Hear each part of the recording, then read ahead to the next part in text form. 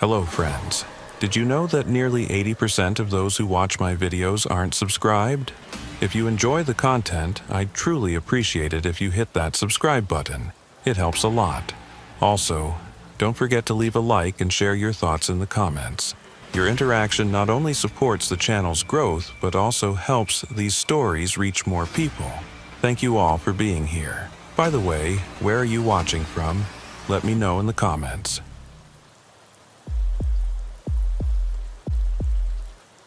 My name is Marcus, and I've been doing search and rescue work in the Appalachian Mountains for about 7 years. I'm a member of a volunteer team covering the eastern ridge of the Blue Ridge Mountains. We usually work in North Carolina, but when things get bad, we sometimes get called to Tennessee or Virginia. This isn't just a job for money. Most of us have different jobs during the day. I work in construction during the week, and on weekends or whenever a call comes in, I drop everything and head to the mountains. You learn pretty quick in this line of work that people are stupid. I don't mean that cruelly, but it's the truth. They underestimate the terrain, overestimate their abilities, and they don't respect the wilderness. We get calls all the time about hikers who went out with a bottle of water and a granola bar, thinking they'd be back by lunch. And then the sun sets and they're 10 miles deep with no flashlight, no map, no sense of direction. Most of the time we find them within a few hours. Cold, scared, maybe a little banged up, but alive. But sometimes we don't find them at all. The call came in on a Thursday afternoon in late October. I was finishing up a roofing job when my phone buzzed. It was Sarah, our team coordinator, missing hiker, male, age 32. Last seen on the Hawksbill Ridge Trail around noon yesterday. Didn't return to his car. His girlfriend reported him missing this morning when he didn't show up for work. I told my crew I had to go, grabbed my pack from the truck and headed to the staging area. By the time I got there, it was close to 3 in the afternoon. The weather was decent, mid-50s, overcast, but no rain in the forecast. That was good. Rain makes everything harder. There were already 6 of us gathered at the trailhead. Sarah was going over the map, dividing up the search grid. The missing hiker's name was Ethan Cole. He was an experienced hiker, according to his girlfriend. Came up here a few times a month. He knew the trails. That made it worse, in a way. When experienced people go missing, it usually means something went wrong. Injury, maybe, a fall, or they went off trail and got turned around. We split into 3 teams of 2. I was paired with a guy named Greg, a quiet dude in his 50s who'd been doing this longer than me. We took the northern section of the grid, a steep stretch of ridge that overlooked a deep valley. The terrain up there is rough, lots of loose rock, dense laurel thickets that are almost impossible to push through. If Ethan had gone that way and gotten hurt, it would be easy to miss him. We started hiking just after 3:30. The trail was well marked at first, winding up through oak and pine forest. The leaves were turning, bright reds and oranges, and under different circumstances it would have been beautiful. But I wasn't thinking about that. I was scanning the woods on either side of the trail, looking for anything out of place.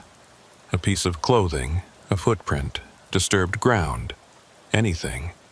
We hiked for about an hour, calling Ethan's name every few minutes. The forest was quiet. Too quiet, maybe. I couldn't hear any birds. That struck me as odd, but I didn't mention it to Greg. Sometimes the woods are just quiet. Around 5 o'clock, we reached a section where the trail narrowed and the terrain got steeper. Greg stopped and pulled out his GPS unit, checking our position against the map. We were at the edge of our search grid, close to where the ridge drops off into the valley. He pointed down the slope. If he went off trail here, he could have slid down into that ravine, Greg said. Let's head down and take a look. I nodded. We left the trail and started picking our way down the slope. It was slow going. The ground was covered in loose leaves and the rocks were slick. I had to use trees to steady myself. About halfway down, I saw something. A flash of color that didn't belong. I stopped. "Greg!" I called. "Over here!" He came over, and we both looked. Snagged on a branch about 10 feet to our left was a piece of fabric. Blue nylon, like from a jacket. I carefully made my way over and pulled it free. It was torn, maybe 6 inches long. "Could be from a jacket," Greg said, "or a pack." I turned it over in my hands. The edges were frayed like it had been ripped. I looked around, trying to see if there were any other signs. Footprints. Blood. Anything. But the ground was too covered in leaves. I radioed it into Sarah, gave her our position, and told her what we'd found. "Good work," she said through the static. "Keep searching that area. We're going to send another team your way." We continued down the slope, moving slower now, looking more carefully. The ravine at the bottom was narrow and choked with rhododendron. It would be a nightmare to search, but if Ethan had fallen down here, that's where he'd be. We reached the bottom, and I pulled out my flashlight. It was getting darker under the canopy, the sun already low in the sky. "Ethan," I called. "Ethan Cole, can you hear me?" Nothing. We pushed into the thicket, branches scraping against our jackets. It was so dense I could barely see 3 feet ahead. I kept my light moving, sweeping back and forth. After about 10 minutes of struggling through the brush, I saw something that made me stop. There was a shoe, just sitting there on the ground, half covered by leaves. A hiking boot, brown leather, still laced. I knelt down and picked it up. It was damp, but not soaked, like it had been there for a while, but not through a rain. I turned it over. The sole was worn but intact. "Greg," I said quietly. He came over and looked at the boot. "That's not a good sign," he muttered. I agreed. People don't just lose their boots. I radioed it in, described the boot, and Sarah confirmed that Ethan's girlfriend said he'd been wearing brown hiking boots. We were in the right area. But where was Ethan? We kept searching. I don't know how long we were in that thicket, maybe another 20 minutes, but it felt longer. The light was fading fast. Then Greg called out, "Marcus, I got something." I pushed through the branches toward his voice. He was standing at the edge of a small clearing, maybe 15 feet across. In the center of the clearing was a backpack. It was sitting upright, leaning against a rock. Next to it was a water bottle, a map, and a pair of sunglasses, all neatly arranged. I walked over slowly, my heart starting to pound. This was wrong. The way everything was laid out, it looked intentional, like someone had set up a little display. I knelt down and opened the backpack. Inside was a first aid kit, some energy bars, a headlamp, and a wallet. I pulled out the wallet and opened it. Ethan Cole's driver's license stared back at me. "This is his stuff," I said. "But why is it all sitting here like this?" Greg didn't answer. He was looking around the clearing, his flashlight moving slowly over the trees. I stood up and did the same. That's when I noticed something. The trees around the clearing were marked. Scratches in the bark, recent ones, like someone had dragged something sharp across them. I walked over to the nearest tree and ran my hand over the marks. They were deep, deliberate. "Greg, look at this." He came over and examined the marks. Then he walked to another tree, same thing. We checked the rest of the trees around the clearing. Every single one had scratches, all at about the same height, maybe 5 feet off the ground. It formed a rough circle around the clearing. "What the hell is this?" Greg said, more to himself than to me. I didn't have an answer. I radioed Sarah and told her what we'd found. She said they'd send a team down to collect the backpack and that we should keep searching the area. But it was getting dark. We had maybe 30 minutes of usable light left. We left the clearing and continued down the ravine. I was starting to feel uneasy, not just because of the strange way Ethan's stuff had been arranged, but because of the silence. The woods were completely silent now. No wind, no animals, nothing. Just the sound of our footsteps and our breathing. After another 15 minutes, we came to a spot where the ravine widened out. There was a small creek running through it, barely more than a trickle. I was about to suggest we turn back when I saw it. Footprints. In the mud next to the creek. Fresh ones. I knelt down and looked closer. They were bare feet. No shoes, no socks. The prints were deep, like whoever made them had been walking slowly, putting their full weight down with each step. I followed them with my flashlight. They led upstream into a narrow gap between two large boulders. "Someone's been through here recently," I said. "Barefoot." Greg came over and looked at the prints. His face was hard to read in the dim light, but I could tell he was thinking the same thing I was. Ethan had lost his boot, maybe lost the other one too, and had walked this way. But why would he leave his backpack behind? And why would he arrange everything so neatly? "We should follow these," Greg said. I agreed, even though every instinct in my body was telling me to turn around and get out of this ravine. We moved forward, following the footprints. The gap between the boulders was narrow, maybe 2 feet wide, and I had to turn sideways to squeeze through. On the other side, the ravine opened up into a small box canyon. The walls were steep, covered in moss and ferns. At the far end, maybe 50 yards away, was a rock face with a dark opening at the base. A cave. The footprints led straight to it. I stopped and looked at Greg. He was staring at the cave entrance, his jaw tight. "We need to check it," he said. "Yeah," I replied, but I didn't move. I don't know why. Something about that cave felt wrong. The air around it was colder, damper. I could smell something too, faint but unpleasant, like mildew and something else, something organic and rotten. We walked toward the cave, our flashlights cutting through the growing darkness. The footprints continued right up to the entrance and then disappeared inside. I stopped at the mouth of the cave and shone my light in. The passage went back about 15 feet and then curved to the right. I couldn't see past the curve. "Ethan!" I called. "Ethan, are you in there?" No answer. Greg stepped forward and started into the cave. I followed, keeping close behind him. The walls were damp and slick, and the ceiling was low enough that I had to duck. The smell was stronger in here, thick and cloying. It made my eyes water. We reached the curve and Greg paused. He looked back at me, and I could see the hesitation in his eyes. But we'd come this far. We kept going. Around the curve, the passage opened up into a larger chamber.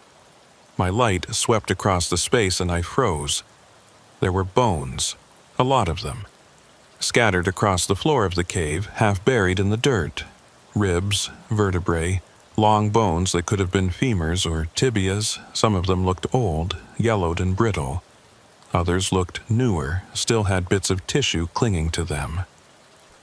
"Jesus Christ," Greg whispered. I wanted to leave. I wanted to turn around and run out of that cave and never come back. But I forced myself to stay calm. I moved my light slowly across the chamber, trying to make sense of what I was seeing. In the far corner, there was a pile of clothing. Jackets, shirts, pants, all jumbled together. Some of it looked rotted, like it had been there for years. On top of the pile was a blue jacket, the same color as the fabric we'd found earlier. "We need to get out of here," I said. "Right now." Greg didn't argue. We backed out of the chamber, moving as quickly as we could without slipping on the wet stone. I didn't take my light off the passage ahead, half expecting something to come around that curve. But nothing did. We made it out of the cave and back into the box canyon. I radioed Sarah immediately, my hands shaking. I told her what we'd found. There was a long pause, and then she told us to get back to the staging area. She'd call the sheriff. We hiked out of the ravine in near darkness, using our headlamps to light the way. Neither of us spoke. I kept thinking about those bones. How many people were in that cave? And where was Ethan? By the time we reached the trailhead, it was past 8 o'clock. There were more vehicles now, including 2 sheriff's department trucks. Sarah met us, and we gave our report. She looked shaken. The sheriff, a heavy-set man named Carver, listened without interrupting. When we were done, he asked us to mark the location on the map. "We'll send a team down there first thing in the morning," Carver said. "With the coroner. We need to recover those remains and figure out what the hell is going on." I went home that night, but I didn't sleep. I kept seeing that cave, those bones, the pile of clothing. I kept thinking about Ethan walking barefoot through the woods, leaving his stuff behind. It didn't make sense. The next morning, I went back to the staging area. Sarah called me and said they needed someone who knew the way to the cave to guide the team. I didn't want to go back, but I said yes. The team consisted of me, Sarah, 2 deputies, and a forensic tech from the coroner's office. We hiked down to the ravine, retracing the route Greg and I had taken. It was easier in the daylight, but it still took us over an hour to reach the box canyon. When we got to the cave entrance, one of the deputies went in first with his weapon drawn. I followed with Sarah and the others. The smell hit me again, worse than I remembered. We made our way to the chamber. In the daylight filtering in from the entrance, the scene was even more disturbing. The forensic tech immediately started taking photographs, documenting everything. The bones were everywhere, mixed with dirt and debris. Some of them were clearly human. Others were smaller, maybe animal bones. While the tech worked, I walked over to the pile of clothing. I didn't want to touch anything, but I needed to see. I knelt down and looked closer. The blue jacket on top was torn, the same as the fabric we'd found. Underneath were other items: a red fleece, a pair of jeans, a t-shirt with a faded logo. I recognized it. I'd seen that t-shirt before. 3 years ago, on a hiker we'd searched for. A woman named Amanda Price. She'd gone missing on the same trail system, and we'd never found her. I remembered that shirt because it had a picture of a dog on it, and her family had shown us photos during the search. "Sarah," I said quietly, "this shirt, it belonged to Amanda Price." She came over and looked. Her face went pale. "Are you sure?" "Yeah, I'm sure."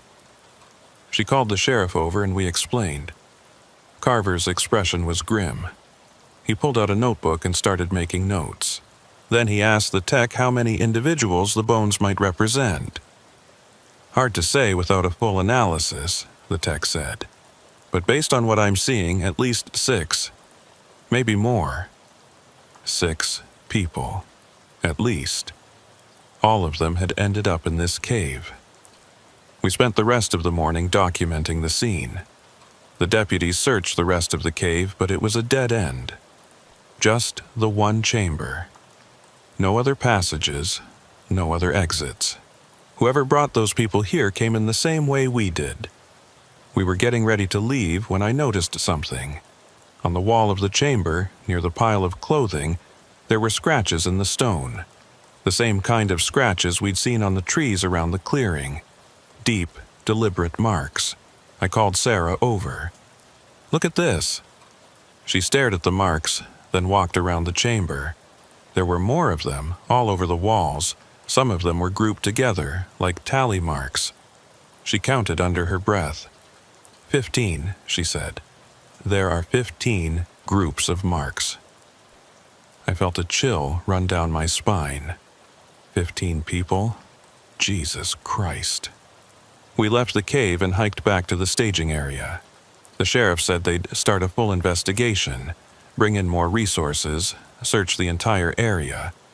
But I knew what he was thinking. We all did. Whoever did this was still out there. The story hit the news that night. Multiple human remains found in Appalachian Cave. The media descended on the area like vultures. Reporters set up outside the sheriff's office, interviewing anyone who'd talk. Sarah told us not to speak to them, to let the authorities handle it. Over the next week, the forensic team worked on identifying the remains. They confirmed that some of them were years old, maybe a decade or more. Others were more recent. They matched dental records and DNA to several missing persons cases, including Amanda Price. But they couldn't find Ethan Cole. They searched the area around the cave for days, covering a 5-mile radius. They used dogs, helicopters, drones. Nothing. Ethan's remains weren't in that cave, and there was no sign of him anywhere else. It was like he'd vanished. The investigation eventually went cold. The sheriff held a press conference and said they believed the deaths were connected, possibly the work of a single individual, but they had no suspects. The cave was sealed off, marked as a crime scene. The trail system was closed temporarily, then reopened with warnings posted everywhere. I kept thinking about Ethan, about the way his stuff had been arranged in that clearing, like someone wanted us to find it, about the footprints leading to the cave, about the scratches on the trees and the walls. 3 weeks after we found the cave, I got a call from Sarah. She sounded shaken. "Marcus, we've got another one. Missing hiker, same trail system." My stomach dropped. "When?" "Last night. A woman, mid-20s. She didn't come back from a day hike. Her car's still at the trailhead." I didn't want to go. I didn't want to go anywhere near those woods. But I said yes. The search started at dawn. This time there were more of us, almost 20 people, including several law enforcement officers. We spread out across the trail system, covering as much ground as possible. I was paired with a deputy named Torres. We took the same section Greg and I had searched weeks before. We hiked for hours, calling the woman's name, Jennifer Moss, 26 years old. Worked as a teacher, loved hiking. Her family was frantic. Around midday, we were moving through a section of dense forest when Torres stopped. "You hear that?" I listened. At first, I didn't hear anything. Then, faintly, I caught it. A sound, like someone calling out. It was distant, muffled, but it was definitely a voice. We moved toward the sound, pushing through the underbrush. The voice got louder. It was a woman's voice crying for help. My heart started pounding. We ran toward it, stumbling over roots and rocks. "Jennifer!" Torres shouted. "Jennifer, keep calling out! We're coming!" The voice continued, steady now, coming from somewhere ahead. We broke through a line of trees and came into a small clearing, and then the voice stopped. The clearing was empty. No one was there. I spun around, looking in every direction. "Where did she go?" Torres said, breathing hard. I didn't answer. I was looking at the trees around the clearing. They had scratches on them. The same scratches. "Torres," I said slowly, "we need to leave right now." "What? Why?" I pointed at the marks. His face changed when he saw them. We backed out of the clearing, moving carefully, keeping our eyes on the trees. I radioed Sarah and told her what we'd heard and what we'd found. She told us to return to the staging area immediately. When we got back, there was chaos. Another team had found something: a backpack, a jacket, and a pair of boots. Jennifer's. They were arranged neatly in a clearing, just like Ethan's had been. And nearby they'd found footprints, bare feet, leading into the woods. I felt sick. This was happening again, exactly the same way. The sheriff ordered everyone to pull back. He said it was too dangerous to continue the search with someone out there possibly luring people in. They'd bring in state police, FBI, if necessary. But for now, we were done. I went home and I locked my doors. I didn't go back to the mountains. The FBI did get involved. They interviewed everyone on the search teams, looked at all the evidence, searched the woods for weeks. They never found Jennifer Moss. They never found Ethan Cole. The case remains open, but there are no leads, no suspects, just a cave full of bones and 2 people who disappeared in the same way. I still live in the area, but I don't do search and rescue anymore. I can't. Every time I think about going back into those woods, I see those scratches on the trees.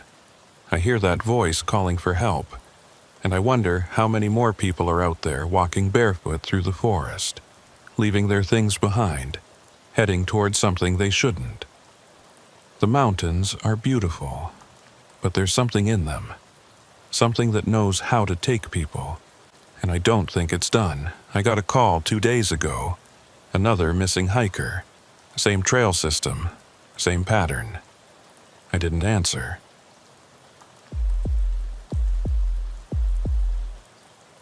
The rain started just after midnight, and it didn't stop for 3 days.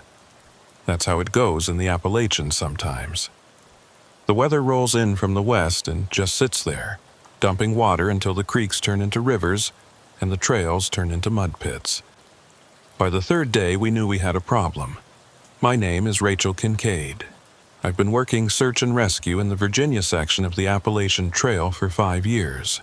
Before that, I was a paramedic in Richmond, but I got tired of the city and moved up here. The work is different. Harder in some ways, easier in others. Out here, you're dealing with nature, not people shooting each other over nothing, or at least that's what I thought. The call came in around 9 in the morning on that 3rd day. A group of 4 hikers, all in their 20s, had been reported overdue. They were supposed to finish a 3-day section hike and meet their ride at a trailhead yesterday morning. When they didn't show up and didn't answer their phones, someone called it in. The rain had been so heavy that cell service was spotty at best, so that wasn't unusual. But they should have finished the hike before the worst of the weather hit. I drove to the staging area, which was a muddy parking lot at the southern end of their planned route. There were already 2 other SAR members there, plus a state trooper. The trooper's name was Hollis, a tall woman with short gray hair and a no-nonsense attitude. She was looking at a map spread out on the hood of her cruiser, the rain soaking through the paper. "Rachel," she said when she saw me. "Good, we need to get moving. These kids have been out there through the worst of this storm." I looked at the map. The group had planned to hike north, about 30 miles over 3 days. It was a popular route, well marked, not particularly technical, but in this weather, even an easy trail could become dangerous. Flash floods, hypothermia, injuries from slipping on wet rocks. The list went on. "Any word from them at all?" I asked. "Nothing. Last contact was 2 days ago when they checked in with one of their parents, said everything was fine, they were making good time." That was before the rain really hit. I felt a knot form in my stomach. 3 days in this weather without shelter, without a way to get dry, that was bad, really bad. We waited another 20 minutes for the rest of the team to arrive. 6 of us in total. Hollis briefed us quickly. The group consisted of 2 men and 2 women, all experienced hikers, all with decent gear. They'd filed a trip plan, which was smart, so we knew their intended campsites for each night. The plan was to split into 2 teams and hike in from opposite ends of the route, covering the campsites and the trail between them. I was paired with a guy named Dennis, who I'd worked with a few times before. He was in his 40s, stocky, with a thick beard and a tendency to complain about everything, but he was solid in the field. We took the northern section, starting at the trailhead where the hikers were supposed to have finished. The rain had slowed to a drizzle by the time we started hiking, but the damage was done. The trail was a mess. Water was running down it like a stream in places, and the mud was ankle deep.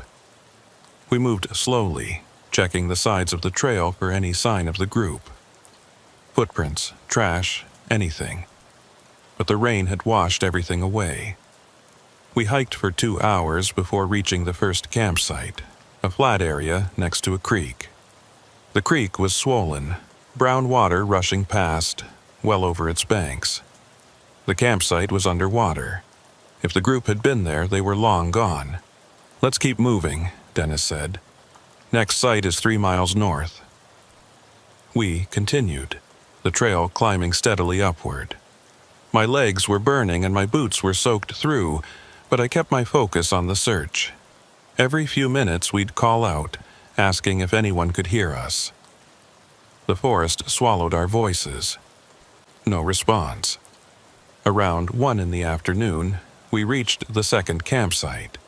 This one was on higher ground, sheltered by a stand of old hemlocks. I swept my flashlight across the area, looking for any sign of recent use. There was a fire ring, cold and full of water, and a cleared area where tents would have been set up, but nothing indicated that anyone had been there recently. Dennis walked the perimeter of the site, checking the surrounding woods. Then he stopped and called me over. "Rachel, look at this." I walked over. He was pointing at a tree about 10 feet from the campsite. Tied to one of the lower branches was a piece of bright orange cord. It was new, the color still vibrant despite the rain. I reached up and touched it. The knot was tight, deliberate. "Trail marker?" Dennis suggested. I shook my head. This isn't on any of the maps, and why would they tie it to a tree here? The trail's clearly marked. We looked around and found 2 more pieces of orange cord, both tied to trees at roughly the same height, forming a rough line leading away from the campsite and off the main trail. I pulled out my GPS and marked the location. Then I radioed the other team and told them what we'd found. "Could be they went off trail for some reason," came the response from Hollis. "Follow it, but be careful. If you lose the trail in this terrain, you're in trouble." Dennis and I exchanged a look. He didn't like it, I could tell. Neither did I. But we had a job to do. We left the campsite and followed the line of orange markers. They led us down a steep slope, through thick underbrush that grabbed at our clothes and gear. The ground was slick and I had to use trees to keep from sliding. After about 15 minutes, we came to another marker. Beyond it, the trees opened up into a narrow ravine with a stream running through it. The water was high, muddy, and fast. "Why would they come down here?" Dennis muttered. "This makes no sense." I agreed. The ravine was dangerous, especially in high water. There was no reason for a group of hikers to leave a marked trail and descend into this kind of terrain, unless something had forced them to. We crossed the stream carefully, using rocks that were barely above the water level. On the other side, we found another orange marker, and then another. They kept leading us deeper into the ravine, away from the trail, away from any logical route. After another 10 minutes, the ravine narrowed and the walls got steeper. The stream was louder here, echoing off the rocks. I was starting to feel claustrophobic. The sky was just a narrow strip of gray above us. "Rachel, I don't like this," Dennis said. "We should turn back, get the full team, and come back with more people." Part of me agreed, but another part of me kept thinking about those 4 hikers, out here somewhere, possibly injured, possibly waiting for help. If we turned back now, it could be hours before we returned. Hours they might not have. "Let's go a little further," I said, just to see where these markers lead. Dennis hesitated, then nodded. We continued down the ravine. The markers kept appearing, always about 20 yards apart, always tied to trees or bushes at the same height. Someone had deliberately created this trail, but who and why? We rounded a bend in the ravine and stopped. Ahead of us, maybe 30 yards away, was a shelter of some kind. It looked like it had been built into the side of the ravine wall, partially hidden by overhanging rocks and vegetation. The front was made of tarps and scrap wood, and there was a small clearing in front of it with a fire pit. "What the hell is that?" Dennis whispered. I didn't answer. I was too busy scanning the area looking for any sign of movement. The shelter looked old, weathered. This wasn't something the hikers had built. This had been here for a while. We approached slowly, keeping our voices low. As we got closer, I could see more details. The tarps were torn and faded, held in place with rope and duct tape. The wood looked like it had been scavenged from pallets and old fences. In front of the shelter, scattered around the fire pit, were various items: empty cans, plastic bottles, a rusted camping stove. "Someone's been living here," Dennis said quietly. Or was. I knelt down and examined the items around the fire pit. Most of it was trash, but there were a few things that stood out. A hiking boot, women's size, still in decent condition. A water bottle with a university logo on it. A wool hat, gray, with a small tear in the brim. "Dennis," I said slowly, "these don't look old. This stuff is recent." He came over and looked. His face went pale. I radioed Hollis and told her what we'd found. There was a long pause before she responded. "Stay there. We're going to regroup and bring the state police. Don't enter the shelter. Don't touch anything. Just secure the area and wait for us." I acknowledged and put the radio away. Dennis and I backed away from the shelter, putting some distance between us and the structure. We found a spot behind a large boulder where we could watch the shelter without being too exposed. We waited. Minutes passed. The only sound was the rushing water and the occasional drip of rain from the trees. I kept my eyes on the shelter, watching for any movement. Nothing. After about 10 minutes, Dennis shifted beside me. "You hear that?" he whispered. I listened. At first, I didn't hear anything unusual, then I caught it. A faint sound, rhythmic, like someone breathing, but labored, wet. It was coming from inside the shelter. "Someone's in there," I said. Dennis looked at me, his eyes wide. Hollis said to wait. "If that's one of the hikers, they might be hurt. We can't just sit here." I stood up slowly, my hand moving to the radio on my chest. Dennis grabbed my arm. "Rachel, we don't know what's in there. It could be..." "Could be what? A person who needs help." I pulled free and moved toward the shelter, my flashlight in one hand. The breathing sound got louder as I approached. I could hear it clearly now, ragged and wet, like someone struggling to draw air through fluid. I stopped at the entrance to the shelter, my heart pounding. "Hello?" I called. "This is Search and Rescue.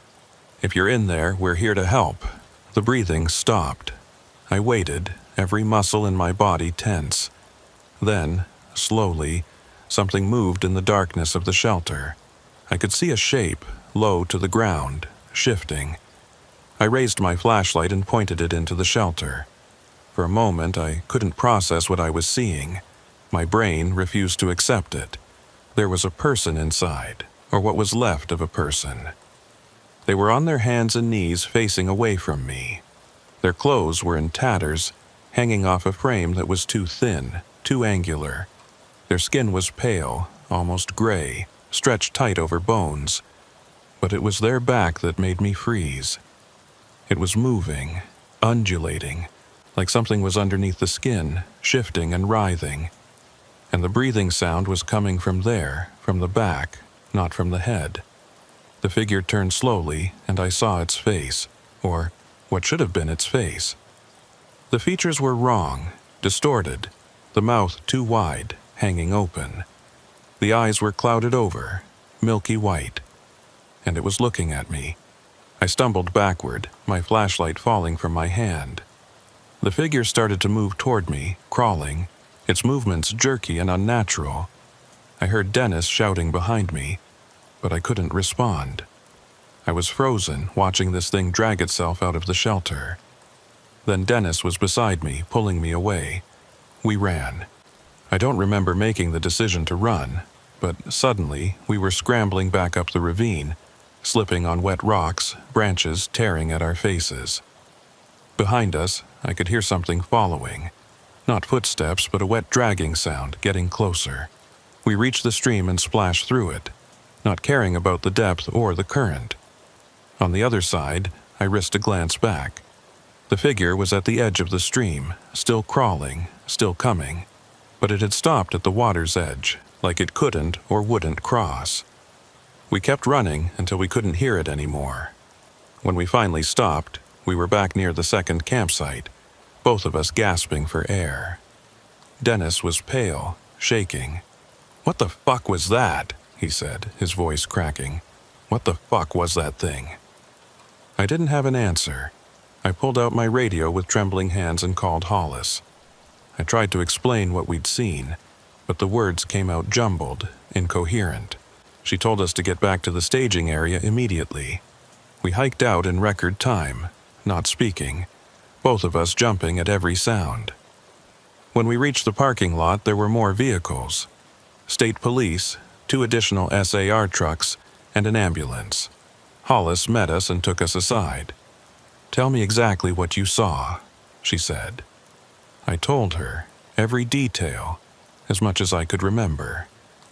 She listened without interrupting, her face expressionless. When I finished, she was quiet for a long moment. "And you're sure it was a person?" she finally asked. I hesitated. "I don't know. It looked like a person, but something was wrong with it, very wrong." Hollis nodded slowly. "We're going to go back down there with a full team, armed officers. If there's someone living in that shelter, we need to find them and figure out what's going on." They organized a team of 8 people, 4 state troopers, 2 SAR members, and 2 paramedics. I volunteered to guide them back to the shelter, even though every part of me wanted to get in my car and leave. But I couldn't. If one of those hikers was in that shelter, if they needed help, I had to go back. We hiked in during the late afternoon, moving in a tight group. The troopers had their weapons drawn, and everyone was tense. I led them down the same route Dennis and I had taken, following the orange markers. When we reached the ravine, the lead trooper had us stop while he surveyed the area.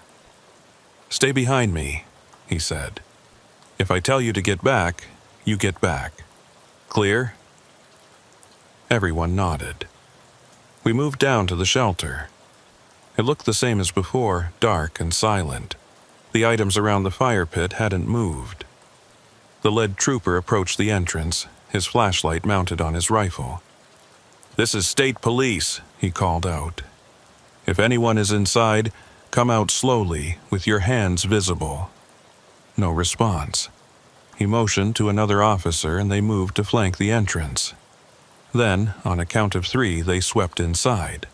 There was a moment of tense silence. Then, the lead trooper's voice came from inside the shelter. "Clear. But you need to see this." We moved forward. I stayed back, letting the others enter first. When I finally stepped inside, I had to cover my mouth to keep from vomiting. The interior of the shelter was small, maybe 10 feet by 10 feet. The walls were lined with items. Clothes, backpacks, shoes, all piled up and organized by type. In the center of the space was a sleeping bag, old and filthy. And scattered around the sleeping bag were bones. Animal bones, mostly. Deer, raccoon, smaller animals. But there were also other things. Personal items. Wallets, phones, cameras. Dozens of them. One of the paramedics was kneeling next to the pile of wallets, going through them carefully. She pulled one out and opened it, then looked up at Hollis with a grim expression. "This is Jennifer Walsh," she said quietly. "She went missing on this trail 3 years ago." Hollis took the wallet and examined it. Then she pulled out her phone and started making calls. Over the next hour, the team cataloged everything in the shelter. They found personal items belonging to at least 12 different people, all of whom had gone missing in this area over the past 7 years. The bones were sent for analysis, but the initial assessment was that they were animal remains. No human bones. Not yet. But there was no sign of the person I'd seen crawling out of the shelter. No sign of the 4 hikers we were looking for. The shelter was empty except for the piles of belongings and the bones. We searched the ravine until it got dark, then set up lights and continued searching. We found nothing. No footprints, no blood, no indication of where the person had gone. It was like they'd vanished. Around midnight, Hollis called off the search for the night. We'd resume at first light. I went home, but I didn't sleep. I kept seeing that figure, the way it moved, the way its back rippled like something was alive underneath the skin. The clouded eyes staring at me. The next morning, the search resumed with an even larger team.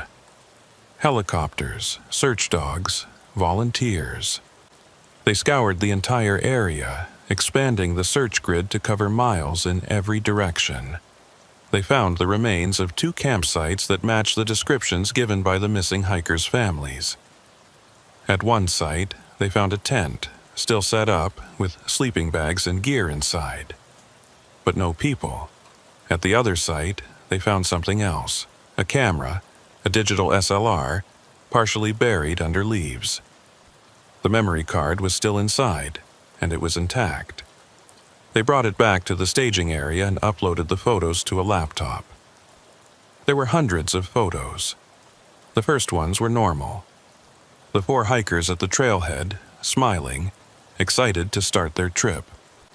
Photos of the trail, the forest, scenic overlooks. Then the photos from their first night camping.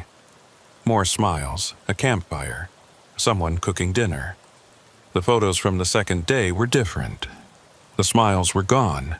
The group looked tired, wet, cold. There were photos of the rain, the flooded trail, the swollen creek, and then there was a photo that made everyone in the staging area go silent. It was taken from inside a tent, looking out through the partially unzipped door. In the distance, maybe 20 yards away, there was a figure standing at the edge of the trees. It was hard to make out details, but the figure was hunched, its arms hanging at its sides, and it was facing the tent. The next photo was taken from the same position, but closer. The figure had moved. It was maybe 10 yards away now, still facing the tent, still hunched. The next photo was even closer. 5 yards, close enough to see details. The figure was wearing tattered clothes. Its skin was pale, and its face was wrong.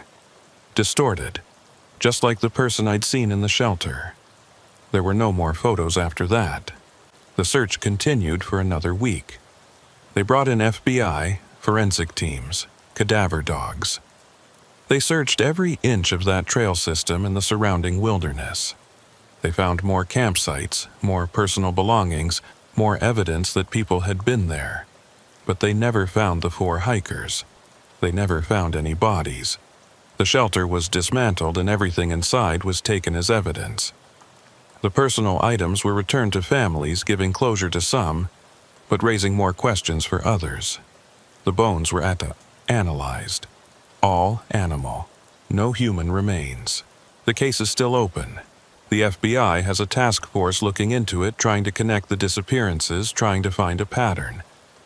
But there are no answers, no suspects. Just a bunch of missing people in a shelter full of their belongings. I stopped doing search and rescue after that. I couldn't go back into those woods.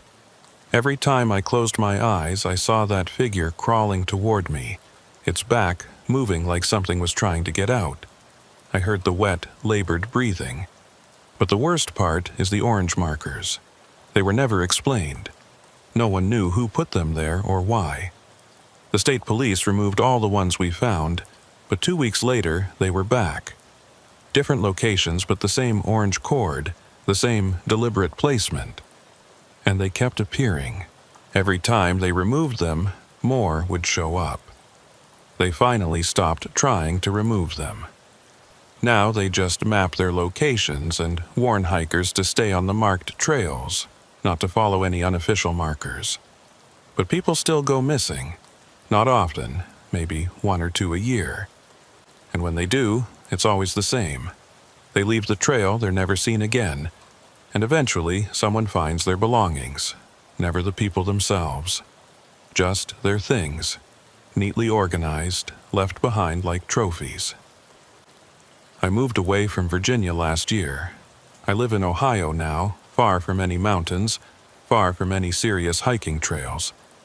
I work at a hospital again, back to being a paramedic. It's steady work, predictable, no surprises. But sometimes, late at night, I get calls from old colleagues. They ask if I remember anything else from that day, anything I might have forgotten to mention. They ask if I've seen anything unusual. I always say no. I don't tell them about the dreams I have, about the figure that still visits me in my sleep. I don't tell them that sometimes when I'm driving home from a late shift, I see orange cord tied to trees along the side of the road. I don't tell them because I know what they'd say. Stress, trauma, PTSD, and maybe they'd be right. Maybe I'm just seeing things that aren't there, making connections that don't exist. But then I get a call like the one I got last week. A voice I didn't recognize, asking for Rachel Kincaid. Asking if I'd be willing to consult on a case. They found another shelter, this time in West Virginia. Same setup, same piles of belongings, same orange markers leading to it. They want to know if it matches what I saw. I told them I couldn't help. I hung up and blocked the number, because I know what they're going to find. Nothing. They're going to search those woods and come up empty, just like we did. And then, a few months later, someone else will go missing. And the cycle will continue. Whatever is in those mountains, it's still there. And it's still taking people. I just hope it stays in the mountains. I hope it doesn't follow the markers to places it hasn't been before. I hope the orange cord I saw on that tree last week was just coincidence. Just construction flagging or a surveyor's mark. But I know better. I bought a gun last month. I keep it in my nightstand, loaded. I tell myself it's for protection, for peace of mind. But deep down, I know the truth. If that thing ever comes for me, a gun won't stop it. Nothing will.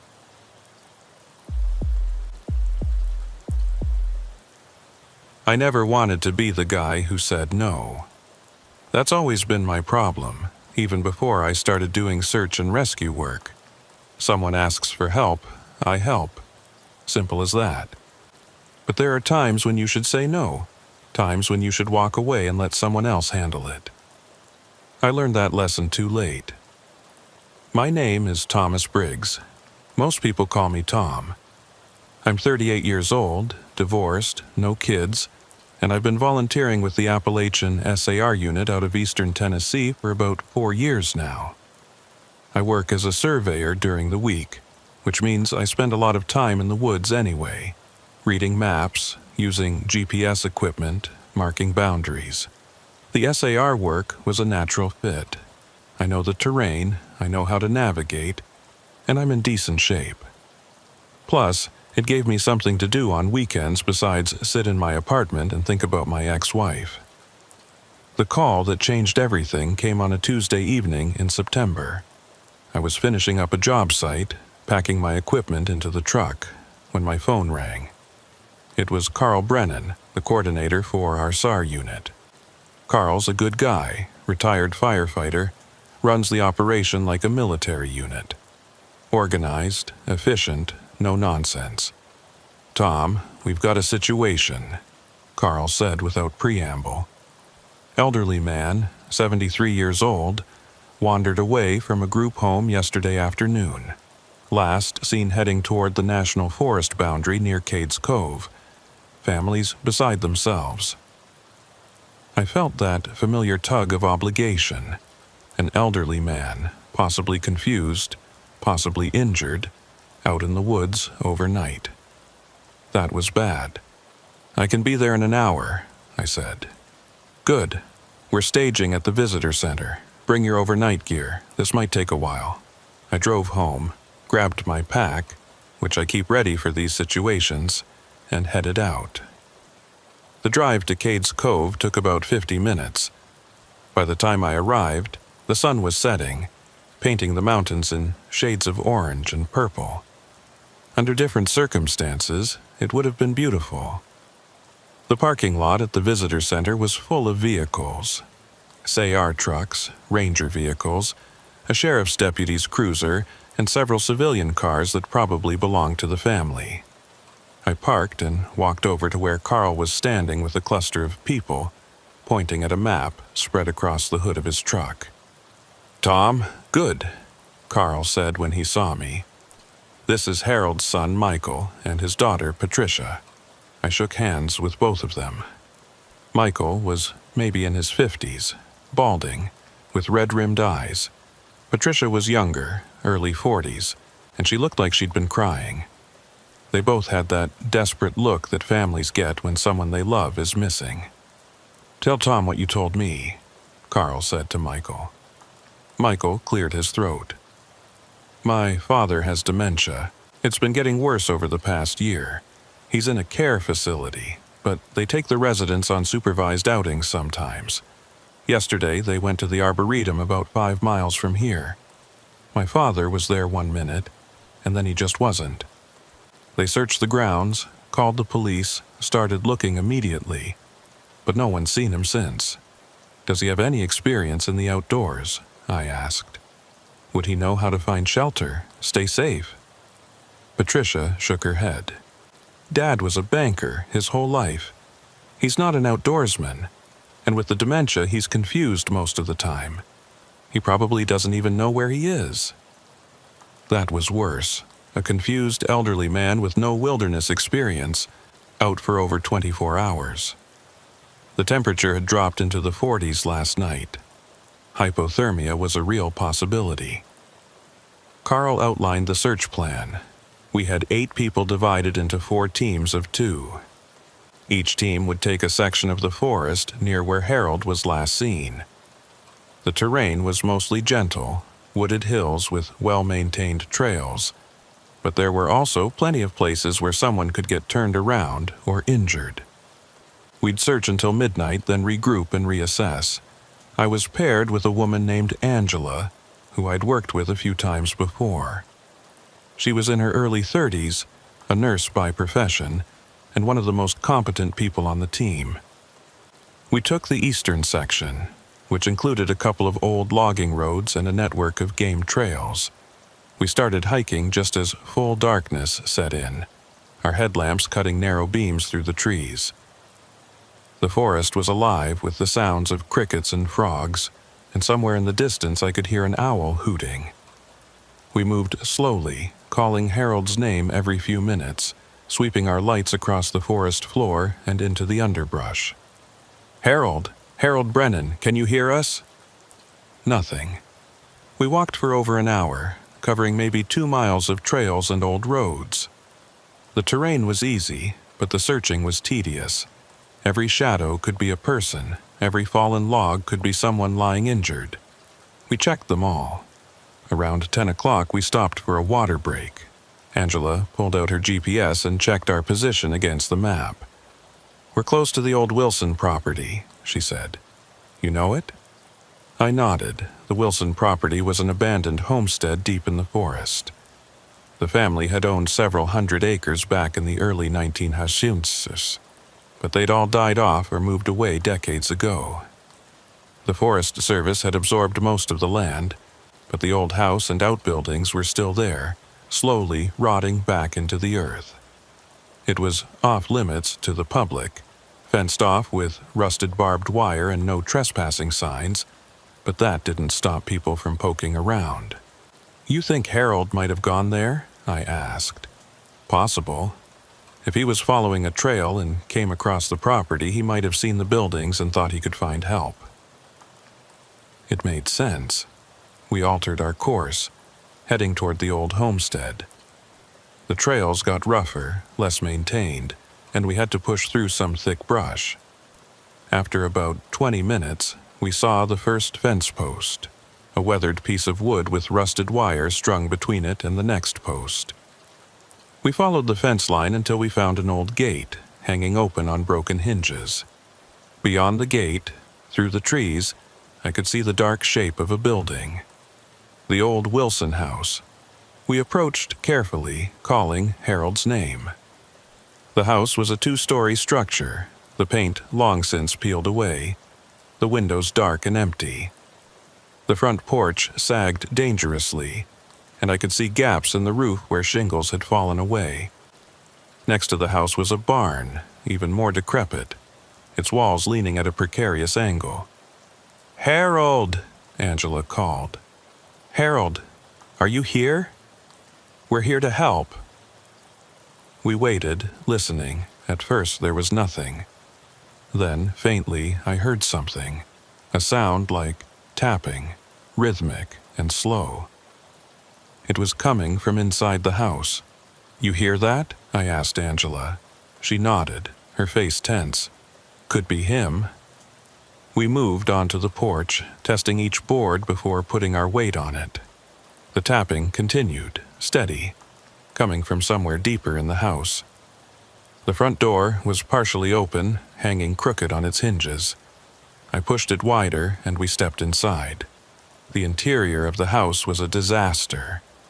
The floor was covered with debris, broken furniture, and piles of what looked like old newspapers and trash. The walls were water-stained and covered with mold. The air smelled like rot and animal droppings. Our headlamps cast strange shadows as we moved through the front room into what had once been a hallway. The tapping was louder now, more distinct. It was coming from upstairs. "Harold," I called, "are you up there?" The tapping stopped. Angela and I exchanged a look. Then we heard footsteps, slow and heavy, moving across the floor above us. Someone was definitely up there. We found the staircase at the end of the hallway. It was narrow and steep, the railing missing several spindles. I tested the first step. It creaked, but held my weight. "Let me go first," I said to Angela. "Stay close." I climbed slowly, keeping my weight on the edges of the steps where they were less likely to break. The stairs groaned with each step, but they held. At the top was a landing with 4 doors, all closed. The footsteps had stopped, but I had the distinct feeling that someone was listening, waiting. "Harold, it's Search and Rescue. We're here to take you home. Your family is very worried about you." One of the doors opened, just a crack, maybe an inch. I could see darkness beyond it, but no movement. I approached the door carefully and pushed it open wider. The room beyond was small, maybe a bedroom at one time. The walls were bare except for some peeling wallpaper, and the floor was covered with more debris. In the far corner, illuminated by my headlamp, was a figure. It was Harold. He was sitting on the floor, his back against the wall, his knees drawn up to his chest. He was wearing slacks and a button-up shirt, both filthy and torn. His face was scratched and there was dried blood on his hands, but he was alive. "Harold," I said softly, moving into the room. "I'm Tom. I'm here to help you. Let's get you out of here." He didn't respond. He was staring at me, but his eyes were unfocused, distant. I knelt down next to him and gently touched his shoulder. He flinched but didn't pull away. "Can you walk?" I asked. He blinked slowly, then nodded. I helped him to his feet. He was unsteady, leaning heavily on me, but he could stand. Angela came over and took his other arm, and together we guided him toward the door. That's when I noticed the room wasn't empty. Against the opposite wall, partially hidden in shadow, was a pile of something. I turned my light toward it and felt my stomach drop. It was clothing, a lot of it. Jackets, shirts, pants, shoes, all piled up in a heap. Some of it looked old, rotted, but some of it looked newer. On top of the pile was a backpack, bright blue, with a logo I recognized. It was from a local high school. "Angela," I said quietly. "Look at this." She turned her light toward the pile, and her face went pale. "What is all that doing here?" I didn't have an answer. We needed to get Harold out of here and then report this to Carl and the authorities. I helped Harold to the door, but as we stepped into the hallway, he suddenly resisted, pulling back. "No," he said, his voice hoarse and cracked. "Can't leave. Have to stay." "Harold, we need to get you to a hospital," I said gently. "You're safe now." "Not safe," he said, shaking his head. "He doesn't like people leaving." A chill ran down my spine. Who doesn't like people leaving? Harold looked at me, and for a moment his eyes seemed to clear, focusing on my face. "The man in the barn. He gets angry when people leave." Angela and I exchanged a glance. I wanted to dismiss it as confusion, the dementia talking.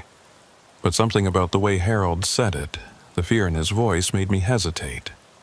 "There's no one in the barn, Harold," Angela said. "It's just us. Come on, let's get you out of here." We guided him down the stairs, moving carefully. Harold was shaking, muttering under his breath. I couldn't make out what he was saying, but it sounded like he was repeating something over and over. We made it down to the first floor and started toward the front door. That's when I heard it, a sound from outside, from the direction of the barn. A scraping sound, like something heavy being dragged across wood. I stopped, holding up a hand. Angela froze, her eyes wide. We listened. The scraping continued for a few seconds, then stopped. Then we heard footsteps, slow, deliberate, coming from the barn toward the house. "Move," I said urgently. "Now." We hurried toward the back of the house, looking for another exit. Harold was making a whimpering sound, his whole body trembling. We found a door in the kitchen, half rotted, and I kicked it open. It led to a small back porch and then into the overgrown yard. We stumbled out into the night, the cool air hitting us like a slap. I pulled Harold along, Angela right behind us. We needed to get away from the house, get back to the trails where we could radio for help. Behind us, I heard the front door of the house slam open. Heavy footsteps on the porch. We ran, or tried to. Harold couldn't move fast, and we had to half carry him through the knee-high grass and weeds. I didn't look back. I didn't want to see what was following us. We reached the tree line and plunged into the forest. Branches whipped at our faces and roots tried to trip us, but we kept moving. I could hear something behind us, crashing through the underbrush, getting closer. My headlamp flickered and went out. Angela's was the only light now, bouncing wildly as we ran. I pulled out my flashlight with my free hand and turned it on, but it was weak. The battery's dying. "There!" Angela gasped, pointing ahead. Through the trees I could see a trail, one of the main paths. If we could reach it, we could follow it back to the visitor center. We broke out onto the trail and I finally let myself look back. For a moment, I couldn't see anything, just darkness and trees. Then I saw movement, a shape, tall and broad, standing at the edge of the forest. It wasn't following us onto the trail. It was just standing there, watching. We kept running until we were well away from the old homestead, until my lungs burned and my legs felt like rubber. Finally, I pulled out my radio and called Carl. "Carl, this is Tom. We found Harold. We're on the main trail about 2 miles east of the visitor center. We need immediate evac, and we need police." Carl's voice came back, concerned. "Police? What's going on? Just send them. And tell them to check the old Wilson property. There's something there they need to see." We waited on the trail, the three of us huddled together. Harold had gone quiet, staring off into the darkness. Angela was on the phone with 911, giving them our location. I kept my light pointed back the way we'd come, watching for any sign of movement. 15 minutes later, we saw lights coming toward us. Carl and 2 sheriff's deputies. They had an ATV with them, and they loaded Harold onto it. One of the deputies stayed with us while the other drove Harold back to the visitor center where an ambulance was waiting. "What happened out there?" the deputy asked. His name tag said Morrison. I told him everything. Finding Harold in the house, the pile of clothing, what Harold had said about the man in the barn. Morrison listened with a deepening frown. "And you saw someone?" he asked. "I saw something," I said. "Someone, I don't know, but they were following us." Morrison radioed for backup and said he was going to check out the property. He asked if Angela and I would guide them back there. Every part of me wanted to say no, wanted to get in my truck and drive home and forget this whole night. But I said yes. We hiked back to the old homestead, this time with 4 armed deputies. The house looked even more sinister in the glare of their high-powered flashlights. They cleared the house first, room by room. The pile of clothing was still there. Morrison took photos and bagged a few items as evidence. Then we went to the barn. The front doors were open, swinging slightly in the breeze. Morrison and another deputy entered first, weapons drawn. Angela and I waited outside with the other 2 deputies. There was a long silence. Then Morrison's voice came from inside the barn, tight and controlled. "Get forensics out here, now!" I don't know what I expected them to find, but it wasn't what Morrison described later. The barn was set up like a living space. There was a cot, a camping stove, shelves lined with canned food and water, and there were more clothes hanging on hooks, organized by size and type. Men's clothes, women's clothes, children's clothes, dozens of items. In the back of the barn, they found a workbench. On it were tools, knives, saws, rope, and underneath the bench, wrapped in plastic, were personal items: wallets, phones, jewelry, driver's licenses. The forensic team would later match them to missing persons cases going back 15 years. But they didn't find anyone. Whoever had been living in that barn was gone. The case made regional news for a few weeks. The FBI got involved, and they spent months combing through the forest, searching for evidence, trying to identify the remains they eventually found buried near the property. Harold was treated for exposure and dehydration, but his dementia made him an unreliable witness. He couldn't tell them anything useful about who had kept him in that house or why. The prevailing theory was that someone had been living on the property, luring or abducting people who wandered into the woods. The pile of clothing, the personal items, they all pointed to multiple victims. But without a suspect, without bodies in many cases, the investigation stalled. I tried to go back to normal life, but it wasn't easy. I kept thinking about that night, about the shape I'd seen at the edge of the forest watching us. I kept thinking about Harold's words. He doesn't like people leaving. About a month after that night, I got a call from Carl. They'd found another abandoned property, this one about 30 miles north. Same setup. Barn converted to living space, piles of clothing, personal items. But again, no one was there. And then another one, 2 months later, and another. The FBI started calling them collection sites. They think it's one person, moving from property to property, staying ahead of the investigation. They've found 7 sites so far, all in the Appalachians, all following the same pattern. I stopped doing SAR work last year.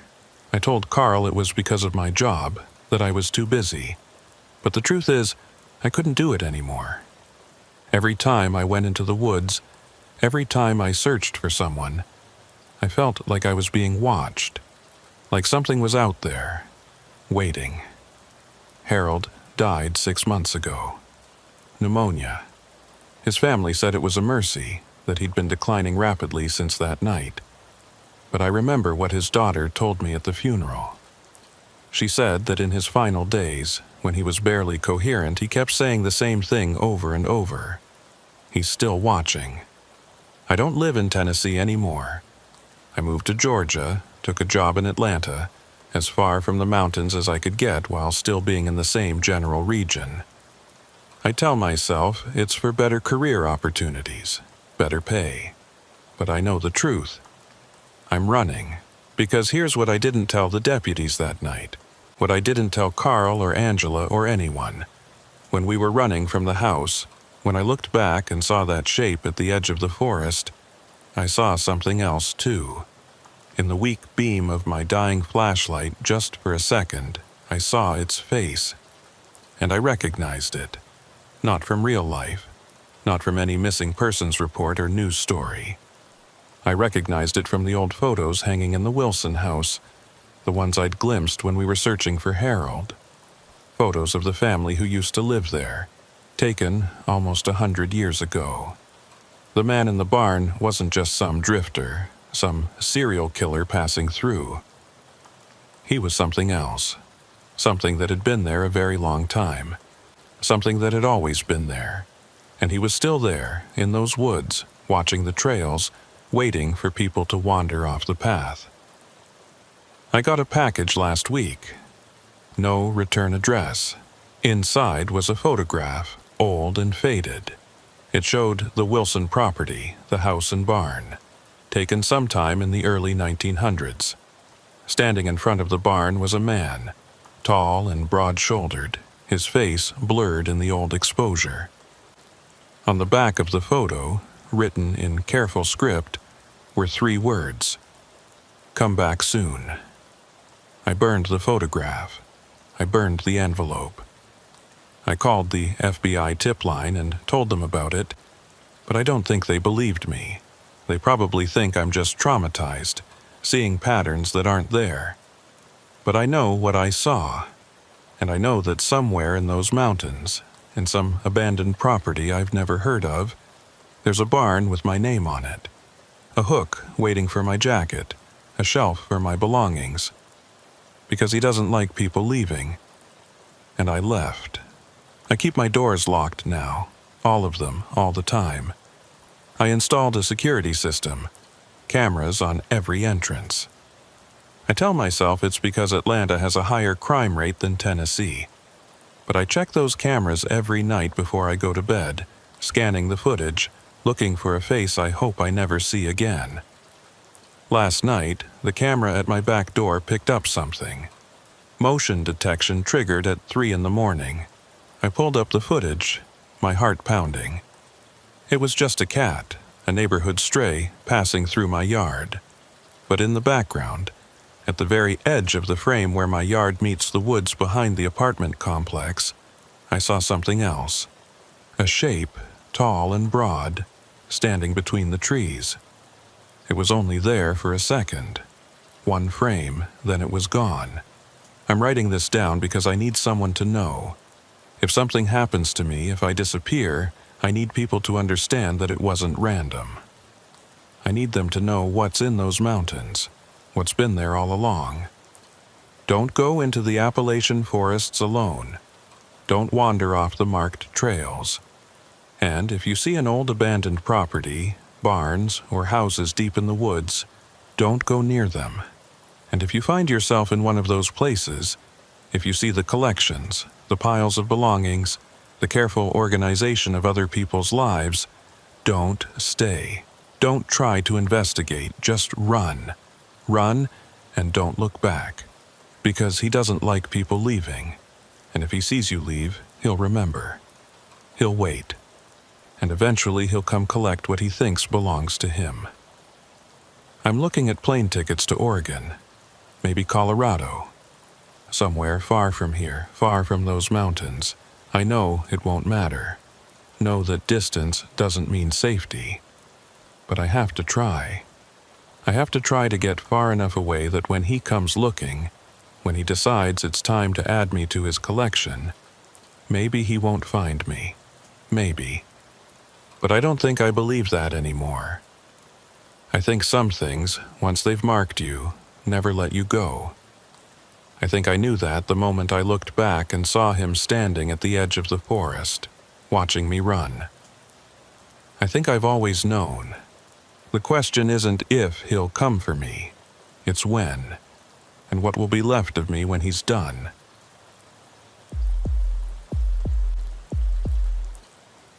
The GPS stopped working around 3 in the afternoon. Not the battery, not a malfunction. It just stopped showing our location. The little blue dot that was supposed to represent us on the digital map simply vanished, and the screen showed nothing but terrain features and trail lines. I tapped it a few times, powered it off and back on, but nothing changed. The device worked fine, it just couldn't tell us where we were. My name is Vanessa Chen, and I've been doing search and rescue in the southern Appalachians for 2 years. Before that, I was active duty Army, spent 6 years as a combat medic, did 2 tours overseas. When I got out, I wasn't sure what to do with myself. The civilian world felt too quiet, too safe, too boring. A friend suggested SAR work, said it would give me the structure and purpose I was missing. He was right, mostly. The call came in early on a Saturday morning in November. A solo hiker, male, 41 years old, had activated his emergency beacon somewhere in the Nantahala National Forest. The beacon had transmitted for about 30 seconds before going dead, but it was enough to get a rough location. The coordinates put him about 8 miles into the backcountry, in an area that wasn't particularly popular with hikers. Rugged terrain, no maintained trails, dense forest. The kind of place people went when they wanted to get away from crowds. I arrived at the staging area around 8 in the morning. There were 5 of us on the team, me, a guy named Porter who'd been doing this for over a decade, 2 younger volunteers named Chris and Melissa, and our team lead, a woman named Kay who worked for the Forest Service.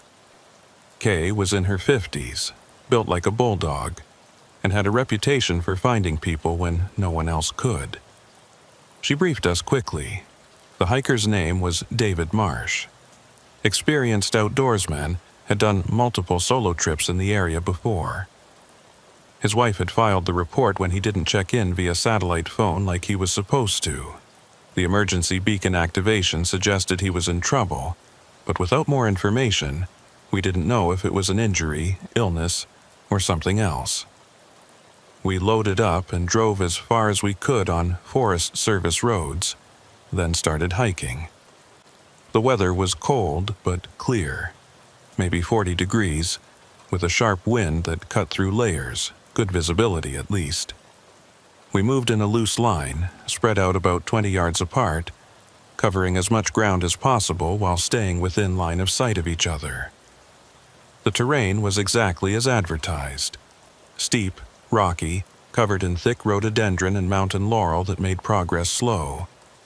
We pushed through it, calling David's name every few minutes. No response.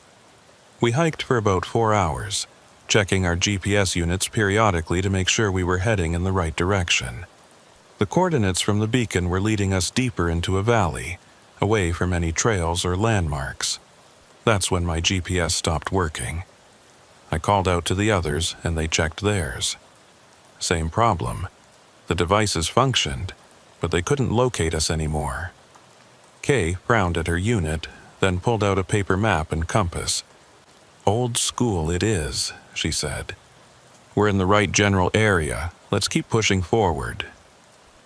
We continued, now relying on compass bearings and Kay's knowledge of the terrain. The valley narrowed as we descended, the walls getting steeper. The trees grew thicker, blocking out more of the sky. It was getting darker, even though it was still mid-afternoon. After another hour, Porter called out. He'd found something. We converged on his position and saw what he was looking at. A backpack lying on the ground next to a small creek. It was a good pack, expensive, the kind serious hikers used. Porter knelt down and opened it carefully. Inside was gear, a water filter, some food, a first aid kit, a headlamp. All the things you'd expect. But what caught my attention was what wasn't in the pack. No ID, no wallet, no phone. Those things should have been there. "David!" Kay called out. "David Marsh, can you hear me?" We waited, nothing. "His pack is here, so he can't be far," Melissa said. "Maybe he went to get water or relieve himself." It was possible. We spread out, searching the area around the pack. I walked downstream, checking the banks of the creek. The water was shallow, clear, running over smooth stones. After about 50 yards, I saw something that made me stop. Footprints. Bare footprints in the soft mud next to the creek. They were fresh, the edges still sharp. I knelt down and examined them. They were the right size for an adult male, but something about them was wrong. The stride was off, too short, like whoever made them was walking in small, shuffling steps. "Kay," I called. "Got tracks over here." The team gathered around me. Porter knelt down next to the prints, studying them. "Those are weird," he said. "Look at the spacing. Why would someone walk like that?" "Could be injured," Chris suggested. "Ankle sprain, maybe. Can't put full weight on one leg." That made sense. I looked at the direction the tracks were heading. They followed the creek downstream into even denser forest. "Let's follow them," Kay said. "Everyone stay close. If David's injured and wandering around, we need to find him before it gets dark." We moved downstream, following the footprints. They were easy to track for the first 100 yards, clear impressions in the mud. Then they left the creek bank and entered the forest, and things got harder. The ground was covered in leaves, and we had to move slowly, looking for disturbed earth or broken vegetation. The trees here were different. Older, bigger, the trunks were massive, and the canopy was so thick that very little light reached the ground. It felt wrong somehow, too quiet. I couldn't hear any birds, any insects, anything. Just the sound of our footsteps and breathing. "Anyone else notice how quiet it is?" Chris said, echoing my thoughts. "Wind's probably keeping animals hunkered down," Porter said, but he didn't sound convinced. We continued forward. The terrain was getting difficult, forcing us to climb over fallen logs and push through dense thickets. I was starting to wonder if we were even still following the right tracks when Melissa called out, "I've got something." We gathered around her. She was pointing at a tree about chest height. Carved into the bark was a symbol. It looked like a circle with lines radiating from it, like a child's drawing of the sun. The carving was fresh, the exposed wood still light-colored. "Did David do this?" Melissa asked. "Like a trail marker?" "Maybe," Kay said, but she looked troubled. "Let's keep looking." We found more symbols. Every 100 yards or so there was another tree with the same carving. They were leading us deeper into the valley, away from the creek, away from anything familiar. I checked my compass. We were heading almost due south now, into an area that wasn't even on our paper maps. "Kay, I don't like this," I said. "These carvings, the way they're spaced, it feels deliberate, like someone's trying to lead us somewhere." "Or David's leaving us a trail," Porter said. "If he's confused, disoriented, maybe he's marking his path so he can find his way back." It was possible. Head injuries could cause confusion. But something about this didn't feel right. We kept following the symbols. The forest was getting darker. I checked my watch. 4:30. We had maybe an hour of useful daylight left, less under this canopy. Then we found the clearing. It appeared suddenly, the trees just opening up into a circular space maybe 40 feet across. The ground was bare. No grass, no vegetation. Just dark earth. And in the center of the clearing was a structure. It was made of branches and logs, lashed together with what looked like rope or vines. It stood about 6 feet tall, roughly conical, like a very crude teepee, but there was no opening, no way in or out. It was just a solid structure of stacked wood. "What the hell is that?" Chris said. We approached slowly. As we got closer, I could see that the structure wasn't empty. Through the gaps in the branches, I could see something inside. Fabric, maybe clothing. I pulled out my flashlight and shone it through one of the gaps. There was a person inside, sitting with their back against the interior of the structure, knees drawn up, head down. They were wearing a dark jacket and pants, and they weren't moving. "David?" Kay called out. "David Marsh?" No response. Porter and I started pulling at the branches, trying to create an opening. The wood was bound tightly, and it took effort to break through. Finally, we made a gap large enough to reach inside. I grabbed the person's shoulder and shook gently. "Sir, can you hear me? We're search and rescue." The person didn't respond. I felt for a pulse at the neck. Nothing. The skin was cold. "He's gone," I said quietly. Kay swore under her breath. We pulled away more of the structure, widening the opening until we could pull the body out. It was a man, probably the right age to be David, but his face was wrong, distorted. His features were swollen and discolored, and his mouth was open in what looked like a scream. "Jesus," Melissa said, turning away. I'd seen plenty of dead bodies in my military career, but something about this one made my skin crawl. The way he was positioned, the expression on his face, the fact that he was sealed inside that structure. None of it made sense. Kay pulled out her radio. "Base, this is Kay. We found the missing hiker. He's deceased. We're going to need a recovery team and law enforcement. Coordinates are..." She paused, looking at her GPS. "Coordinates are not available. GPS is still non-functional. We're approximately 8 miles southwest of the staging area in a valley with no trail access." The radio crackled. "Copy that, Kay. Can you mark the location with your beacon?" Kay pulled out her emergency beacon and activated it. We waited. After a minute, Base came back. "We're not receiving your signal. Can you try again?" Kay looked at the beacon. It showed as active, transmitting, but apparently nothing was getting out. "Base, beacon shows active, but you're not receiving. We may have some kind of interference. We're going to start making our way back with the body. We'll provide updates as we can." We rigged up a makeshift litter using our gear and loaded the body onto it. Porter and Chris took the first carry. We started back the way we came, retracing our steps through the forest. That's when I realized something. The symbols on the trees, the ones we'd been following, they were gone. I stopped and walked back to the last tree we'd passed. The bark was smooth, undamaged, no carving.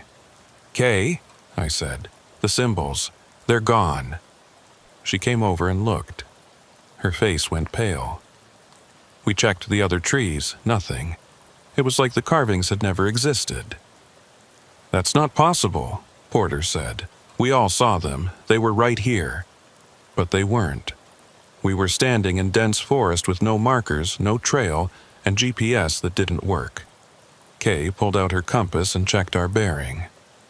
"We came from the north. We follow that bearing, we should hit the creek eventually." We started walking, carrying the body. The forest seemed to have gotten even darker, even though it couldn't have been much past 5 o'clock. I kept my flashlight on, sweeping it side to side, looking for any familiar landmarks. We walked for what felt like an hour. No creek, no clearing. Nothing looked familiar. Chris and Melissa were getting nervous, I could tell. Even Porter, who was usually unflappable, looked concerned. "We should have hit the creek by now," he said. "We didn't come this far." Kay stopped and checked the compass again. The needle was spinning slowly, not settling on any direction. "That's not good," she said. I pulled out my own compass. Same thing. The needle rotated lazily, useless. "Okay," Kay said, her voice steady. "We're going to stop and reassess. Everyone take a break, drink some water. We'll figure this out." We set the litter down and gathered in a tight group. I could see the fear starting to creep into Melissa and Chris's faces. Porter was checking his GPS over and over, like it might suddenly start working. Kay was studying the paper map, but without a known position or working compass, it was just colorful paper. "We're lost," Melissa said quietly. "Aren't we?" "We're temporarily disoriented," Kay corrected. "There's a difference. We know we came from the north. The staging area is northeast of here. As long as we keep moving in a generally northeast direction, we'll eventually hit the Forest Service Road. Without working compasses, Chris said. How do we know which way northeast is? Kay looked up at the sky. The sun. We can use the sun to navigate. We all looked up. The canopy was too thick. We couldn't see the sky. We'll need to climb, Kay said. Get above the canopy, get a visual on the sun's position. I looked around for a suitable tree. There was a large oak about 30 yards away that looked climbable. I'll do it, I said. I've done plenty of climbing, both in training and in the field. The oak had good branches, spaced close enough to make it relatively easy. I started up, testing each branch before putting my weight on it. The others watched from below. I climbed about 40 feet before I got above most of the surrounding canopy. I could see the sky now, gray and overcast, but no sun visible. I looked around, trying to orient myself, trying to see any landmarks. All I saw was forest, endless forest in every direction, stretching to the horizon. And then I saw something else. About a quarter-mile away, there was another clearing. And in that clearing was another structure, just like the one we'd found David in. And beyond that, maybe another quarter-mile, was another clearing. And another structure. I counted 5 of them, all evenly spaced, forming a rough circle around our position.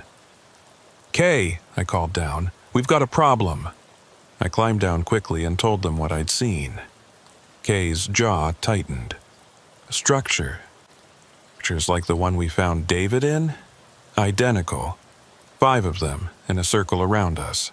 "That can't be coincidence," Porter said. "Someone built those. Someone put David in that one."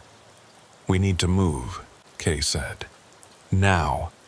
Pick a direction and go. We stay here, we're sitting ducks." But which direction? Without the sun, without working compasses, without GPS, we had no way to know which way was out. "What about following the terrain?" I suggested. "Water flows downhill. If we find a stream, follow it downstream, it'll eventually lead to larger water, roads, civilization." It was the best idea we had. We picked up the litter and started moving, looking for any slope that might lead us downward. The problem was, the terrain was confusing. Slopes went in multiple directions, and we kept finding ourselves walking uphill when we thought we were going down. Time became difficult to track. My watch said it was 6:30, but it felt like we'd been walking for much longer. The forest was completely dark now, our flashlights cutting narrow beams through the trees. Then Melissa screamed. We all spun toward her. She was pointing at something in the trees ahead.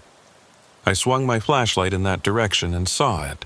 A figure standing motionless between 2 trees, maybe 50 feet away. It was hard to make out details in the darkness, but it was clearly human-shaped. Tall, wearing what looked like dark clothing. "Hello," Kay called out. "We're search and rescue. We're lost and need assistance." The figure didn't respond, didn't move. "Sir, can you hear me?" Kay called again. Nothing. We started walking toward the figure, but as we got closer, it moved. Not walking, not running. It just shifted position suddenly 20 feet to the left like it had teleported. We stopped. "What the hell?" Chris whispered. The figure shifted again. Now it was behind us. I spun around, my light catching it for just a second before it moved again. Off to the right this time. "Everyone get close," Kay said, her voice tight. Back to back.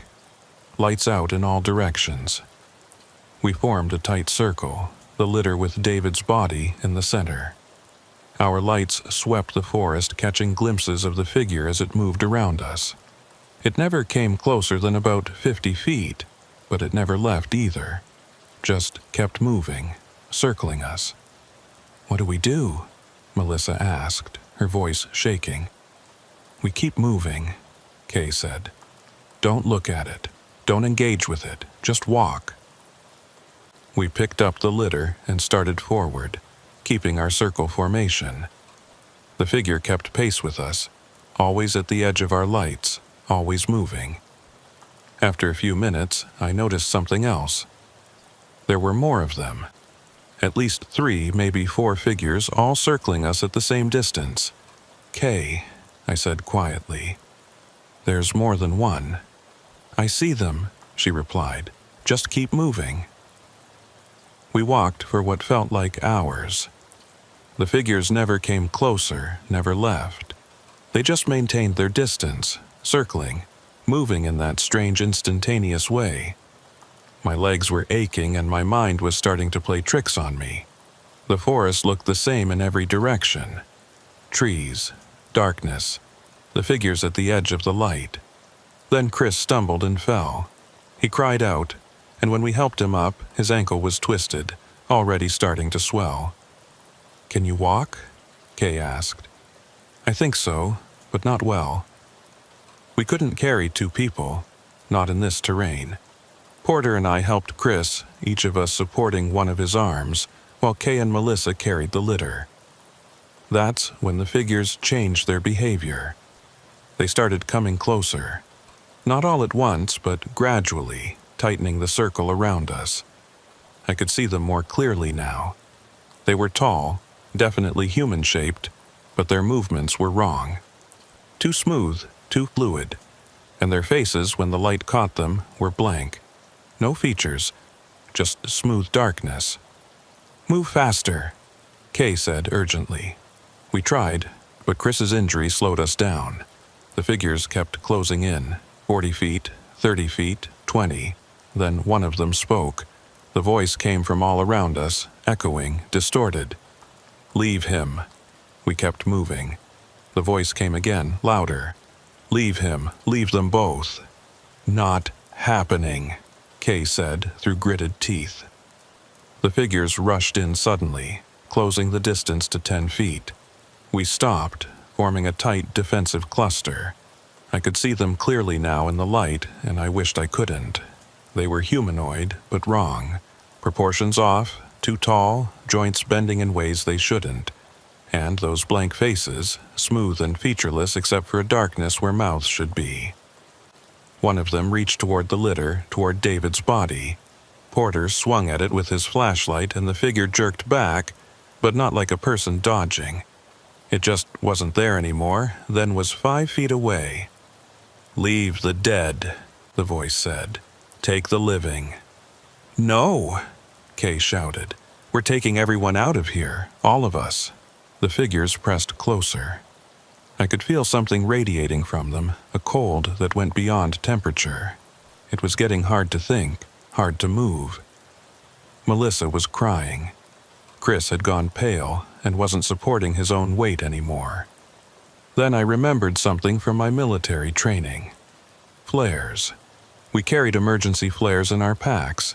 I grabbed mine and pulled out a road flare, the kind that burns bright red.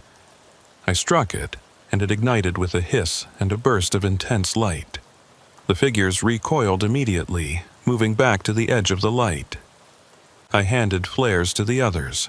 "Light them all!" I shouted. We did. 5 bright red flares burning in a circle around us. The figures backed away further, staying just beyond the red glow. But they didn't leave. They just watched, waiting. "How long do these burn?" Melissa asked. 15 minutes, I said. "Maybe 20. "That's not enough time to get out of here," Porter said. He was right. But it was all we had. We started moving again, creating a moving circle of light with our flares. The figures followed at a distance, keeping pace but not approaching. We moved as fast as we could with our injuries and burden, crashing through the underbrush, not caring about the noise or the direction anymore. We just needed to move. My flare started to sputter. 5 minutes, maybe less. I lit another one, but I only had 2 more after this. We all did the math. We had maybe an hour of burn time total, and we had no idea how far we had to go. Then Porter said something that made my blood run cold. "Do you hear that?" I stopped and listened.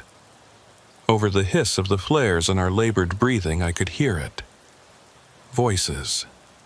Multiple voices, coming from the direction we were heading.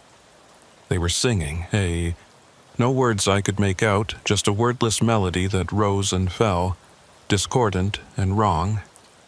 "We're not going that way," Kay said, changing direction. But when we turned, we heard singing from that direction too. And from behind us and to our left.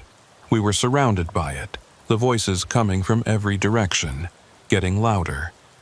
The figures started moving closer again, despite the flares. They were at 15 feet now, and I could see more details I didn't want to see. The way their bodies seemed to flicker at the edges, like bad video. The way their heads tilted at angles that should have broken necks. "What do you want?" Kay yelled at them. "What do you want from us?" The voices stopped singing. There was a moment of absolute silence. Then they all spoke at once. The same words from dozens of throats. "Stay!" "No," Kay said firmly. "We're leaving, all of us." The figures rushed in. I swung my flare at the nearest one, and it passed right through where the figure had been. They were surrounding us now, pressing in, and the cold was overwhelming. I felt hands, or what felt like hands, grabbing at my clothes, my arms. Melissa was screaming. Chris had collapsed. Porter was swinging wildly with his flare. Then I heard something else. A sound that didn't belong. The chop of helicopter blades. I looked up, though I couldn't see anything through the canopy. But the sound was definitely there, getting louder. And suddenly our radios crackled to life. "Ground team, this is air rescue. We have your position. Flare your location." Kay grabbed her flare and held it high. "We're here! We're right here!" The figures pulled back, receding into the darkness. The cold lessened, the helicopter sound grew louder, and I could see lights through the trees, powerful spotlights cutting through the canopy. "We've got you," the helicopter said. "Stay in position, we're dropping a rescue basket." What happened next was a blur. The helicopter hovered above, threading a rescue basket down through the trees. They took Chris first, then David's body, then Melissa, then Porter. Kay and I were last. As the basket pulled me up through the canopy, I looked down at the forest below. The figures were still there, dozens of them now, standing in a perfect circle around where we'd been. Their blank faces tilted up, watching us rise. And as I cleared the trees just before I lost sight of them, I saw something that I still see in my nightmares. They weren't alone. Around them, between them, were structures, hundreds of them, stretching away into the forest in every direction. And in the spotlights of the helicopter, just for a second, I could see that some of them weren't empty. We were taken to a hospital. Chris had a severe ankle sprain but would recover. The rest of us were treated for hypothermia and exhaustion. The authorities questioned us extensively about what happened. We told them the truth, all of it. They listened politely and wrote everything down, but I could see in their faces that they didn't believe us. David Marsh's autopsy showed that he died of exposure, complicated by what the medical examiner described as extreme psychological distress. His body showed no signs of violence or restraint, and there was no explanation for how he ended up inside that structure. A team went back to search the area where we'd been lost. They used the helicopter's GPS logs to find the location. They found nothing. No structures, no clearings, no symbols carved in trees. Just forest. They searched for 3 days and found nothing. Our GPS units started working again as soon as we were in the helicopter. Our compasses worked. Everything worked, like it had never been broken. The official report said we got disoriented due to equipment malfunction and psychological stress. that we constructed false memories to explain our experience, that David Marsh had died alone in the woods, and we happened to find his body. I left SAR after that. So did Chris and Melissa. Porter lasted another month before he quit. Kay kept working, but she never led a search in that area again. I moved to the coast, got a job as a paramedic again. I tell myself I'm fine, that it was just a bad experience, that the official explanation makes sense. But I know what I saw. I know what happened, and I know that somewhere in that forest there are structures, hundreds of them, and something is putting people inside them. Sometimes, late at night, I still hear the singing. No words, just that discordant melody. And I hear the voice echoing from everywhere and nowhere. Stay. I check my doors and windows obsessively. I sleep with lights on. And I never, ever go into the woods. Not even the little park near my apartment. Because I know that if I do, if I let my guard down for even a second, I'll hear them again. And next time, there might not be a helicopter. Next time, I might stay.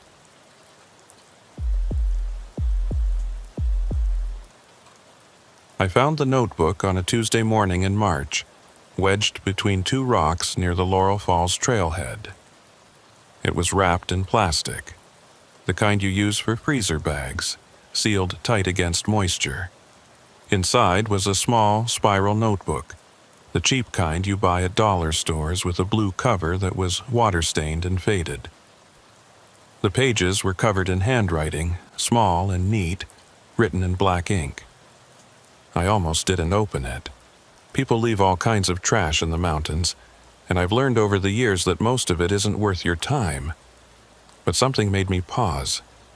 Maybe it was the way it was hidden, deliberately placed in that crevice. Maybe it was the fact that it was sealed so carefully.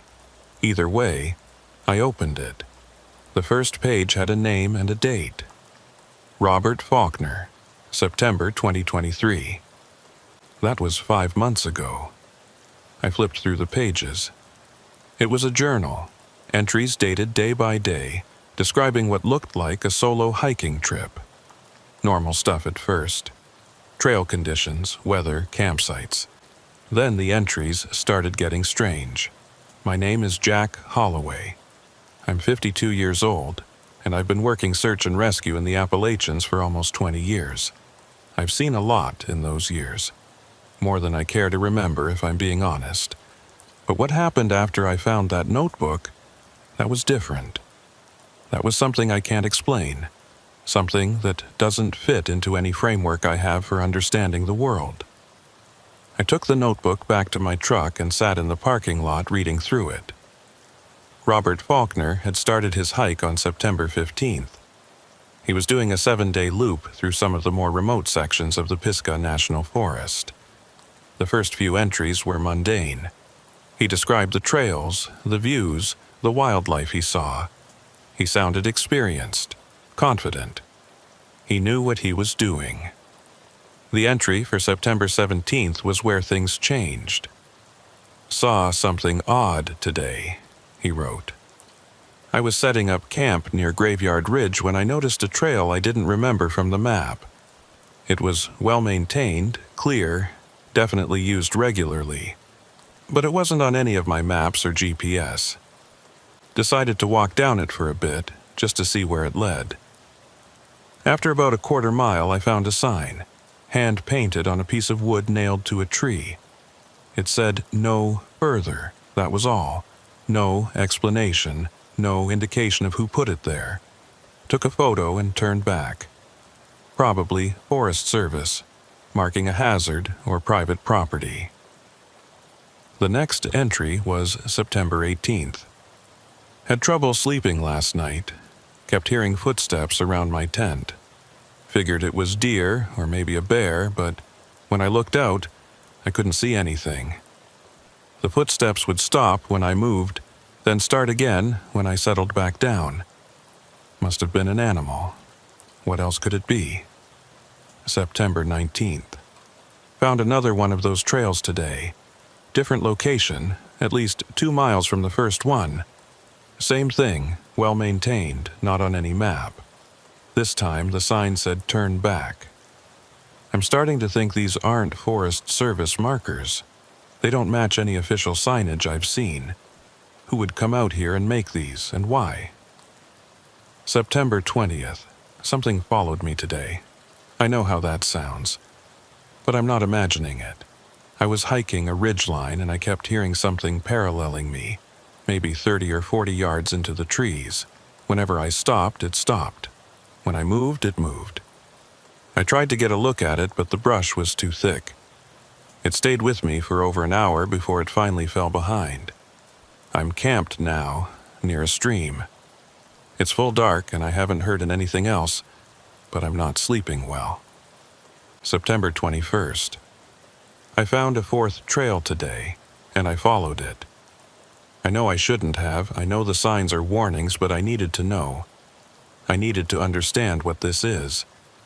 The trail led to a small valley, completely hidden from any of the main paths. In the center of the valley was a structure, not a cabin, not a shelter. I don't know what to call it.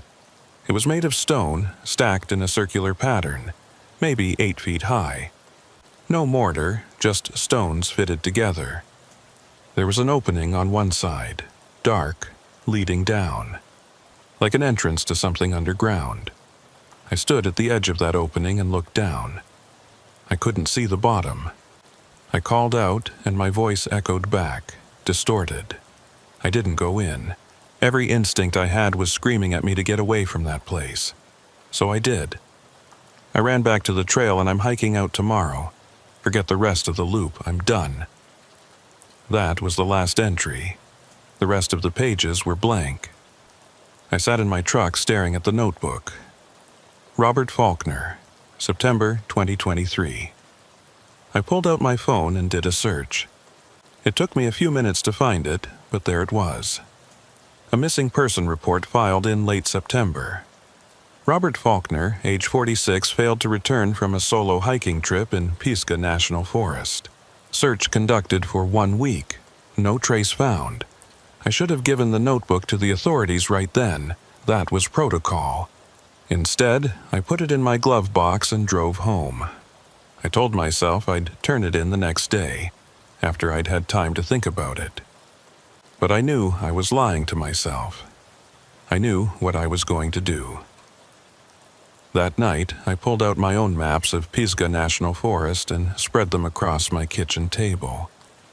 I compared them to the locations mentioned in Robert's journal. Graveyard Ridge, the ridgeline he'd been hiking, the stream where he'd camped. I marked them all on my map. Then I tried to extrapolate where the valley might be, where that stone structure was located. There were a lot of variables. Robert hadn't given precise coordinates, and his descriptions were vague. But based on the distances he mentioned and the terrain he described, I narrowed it down to an area of maybe 4 square miles. Remote, roadless, far from any marked trails. The kind of place you'd only go if you were specifically trying to get away from people. I decided to go look for it. I know how that sounds. I'd just read a journal from a man who went missing in those same woods. But I had to see it. I had to know if what Robert described was real, or if he'd been experiencing some kind of psychological break. And maybe, just maybe, I'd find some clue about what happened to him. I took 2 days off work and packed my gear. I told my neighbor I'd be gone for a bit, doing some hiking. I didn't mention where. I drove out to the forest on a Thursday morning, parked at a trailhead about 5 miles from where I thought the valley might be, and started walking. The weather was cold and gray, typical for March in the mountains. There was still snow on the ground in shaded areas, and the trees were bare, giving good visibility. I hiked for about 3 hours, following deer trails and ridgelines, working my way toward the area I'd marked on my map. I found the first unmarked trail around noon. It appeared suddenly, cutting through the forest in a straight line heading west. The ground was clear of debris, the path well defined. And 20 feet down the trail, nailed to a tree, was a sign. No further. The same sign Robert had described. Same handwriting, same weathered wood. I took a photo and kept hiking, circling around the trail instead of following it. Over the next hour, I found 2 more trails. Each one had a sign. Turn back. Do not enter. I marked their positions on my GPS and continued searching. The trails seemed to radiate from a central point, all leading toward the same general area.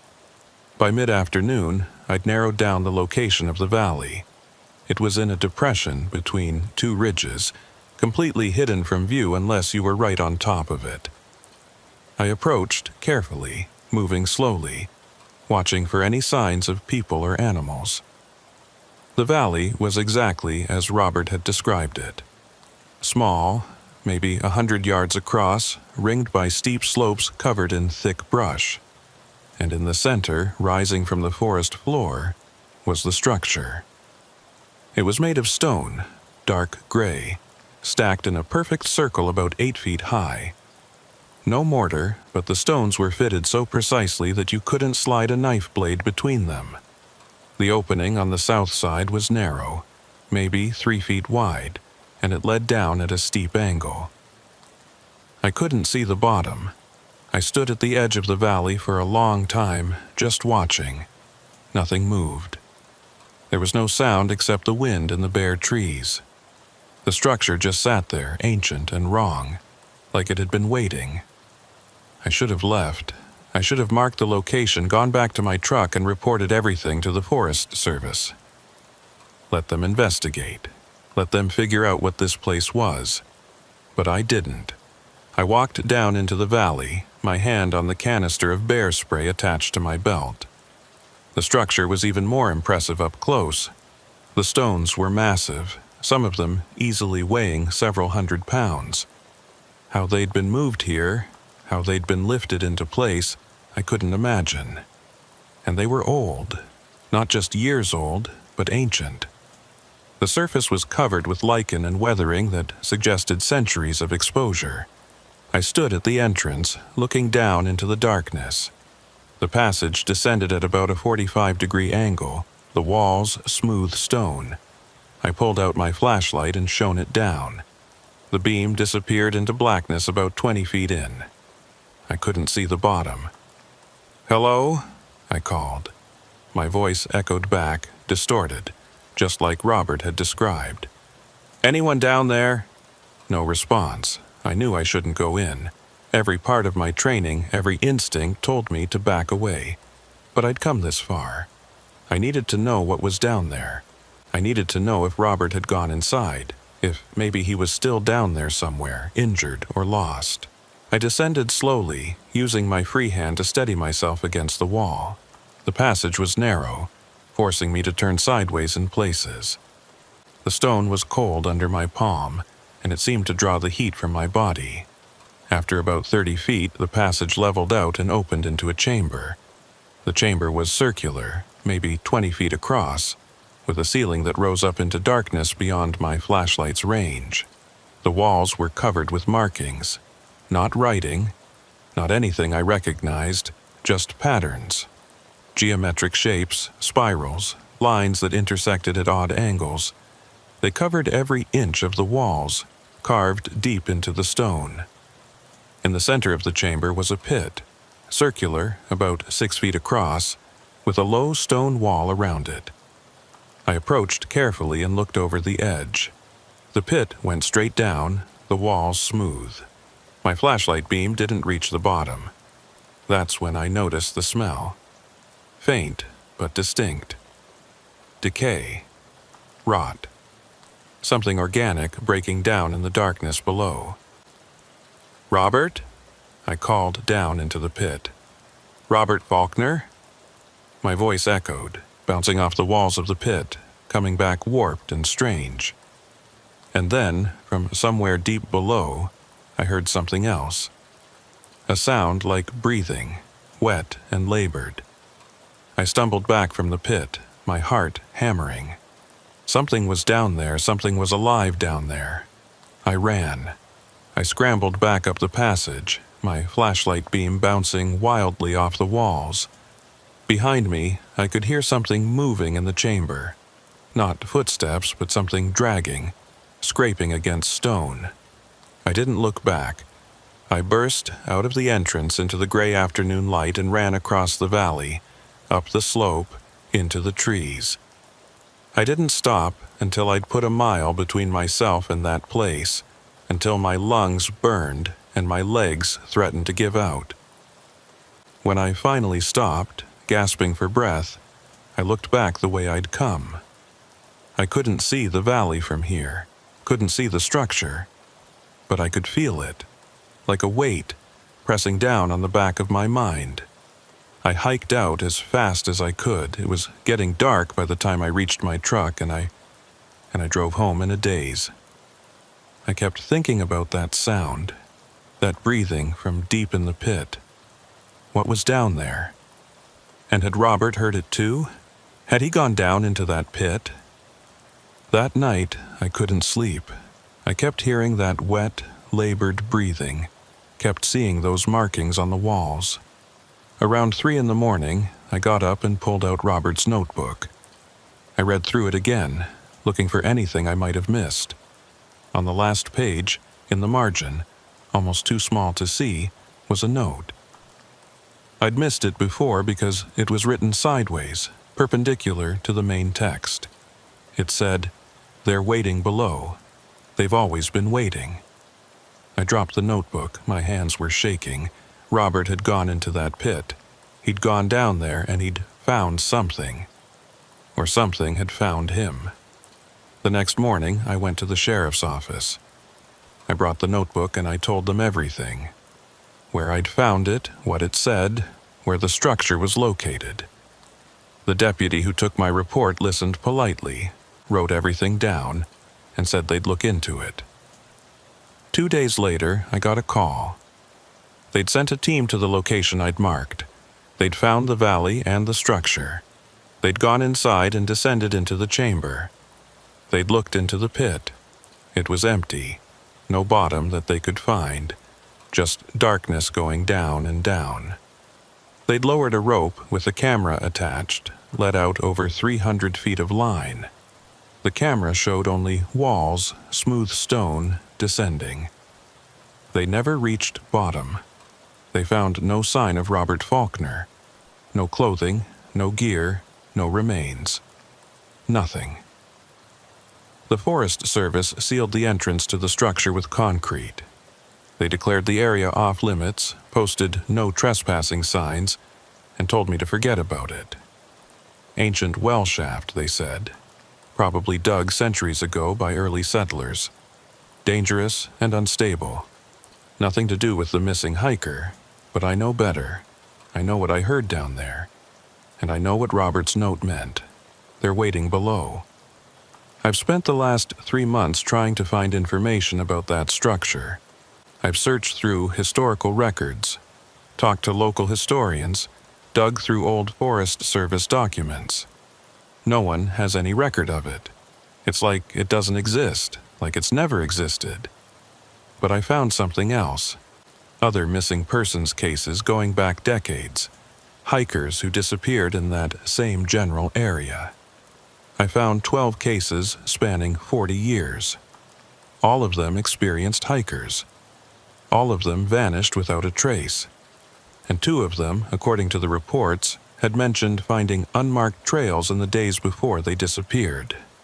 Last week, I went back to the valley. I had to see if the concrete seal was still in place, if maybe there was something the Forest Service had missed. The seal was there, solid, covering the entrance completely, but the signs were gone. The trails that had led to the valley, the ones with the painted warnings, they were all gone. Not overgrown, not faded, just gone, like they'd never existed. I stood in that valley for a long time, looking at the sealed structure, and I heard it again. Faint, coming from somewhere below, somewhere deep in the earth. That wet, labored breathing, and underneath it, voices, whispering, too distant to make out words, but definitely voices. Multiple voices, speaking in unison. They're still down there. Robert and whoever else went into that pit over the years.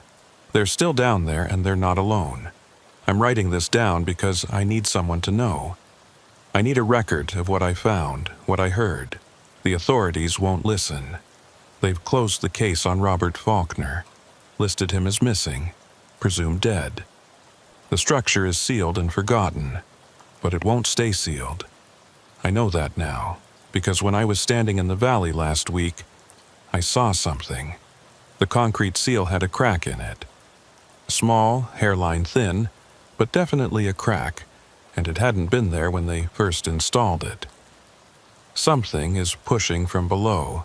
Something is trying to get out. I've stopped doing search and rescue work. I can't do it anymore. Every time I go into the mountains, every time I'm searching for someone, I wonder if they found one of those unmarked trails, if they followed it despite the warnings, if they're down in that pit now, waiting with the others. I keep Robert's notebook in a safe deposit box at the bank. I've made copies, hidden them in different locations. If something happens to me if I disappear, maybe someone will find them. Maybe someone will understand. The trails are appearing again. I've started seeing them on my regular hikes in areas I've walked dozens of times before. New trails, well maintained, not on any map, each one with a sign. No further. Turn back. Do not enter. But now the signs have dates on them, small numbers carved into the bottom of the wood. Years. Some going back to the 1800s, some from last year, and one, which I found 3 days ago, dated next month. They're marking something. Each trail, each sign, they're marking times when something happened, or when something will happen. I found another notebook yesterday. Different location, different trailhead, but same type. Sealed in plastic, hidden between rocks. This one belonged to Sarah Mills, disappeared in 2019. Her journal described the same things, unmarked trails, signs, following them to a structure. But her structure wasn't in the same location as Robert's. It was 15 miles north, in a completely different section of the forest. How many of these structures are there? How many pits descending into the earth? How many chambers with walls covered in those geometric patterns? I've started mapping them, plotting every missing person case in the region, looking for clusters, looking for patterns, and I've found something that makes my blood run cold. The disappearances aren't random. They form a shape. When you plot them on a map and connect the locations, they form one of those geometric patterns from the chamber walls. A spiral, slowly expanding outward, covering more and more of the forest with each passing year. The newest disappearances are at the outer edge of the spiral, moving west, away from the older structures into areas that haven't been affected yet. Like something is spreading, growing. I'm leaving the mountains. I've already put my house up for sale, already accepted a job offer in Kansas. Flat land, no forests, no mountains. As far from the Appalachians as I can get while still staying in the country. But I don't think it matters. I don't think distance will help. Because last night I had a dream. I was standing in that chamber again, looking down into the pit. And something looked back. Not with eyes, nothing that simple. But I felt it seeing me, knowing me, recognizing me. And I heard the voices again, clearer this time. Clear enough to make out the words. Come back down. We're waiting.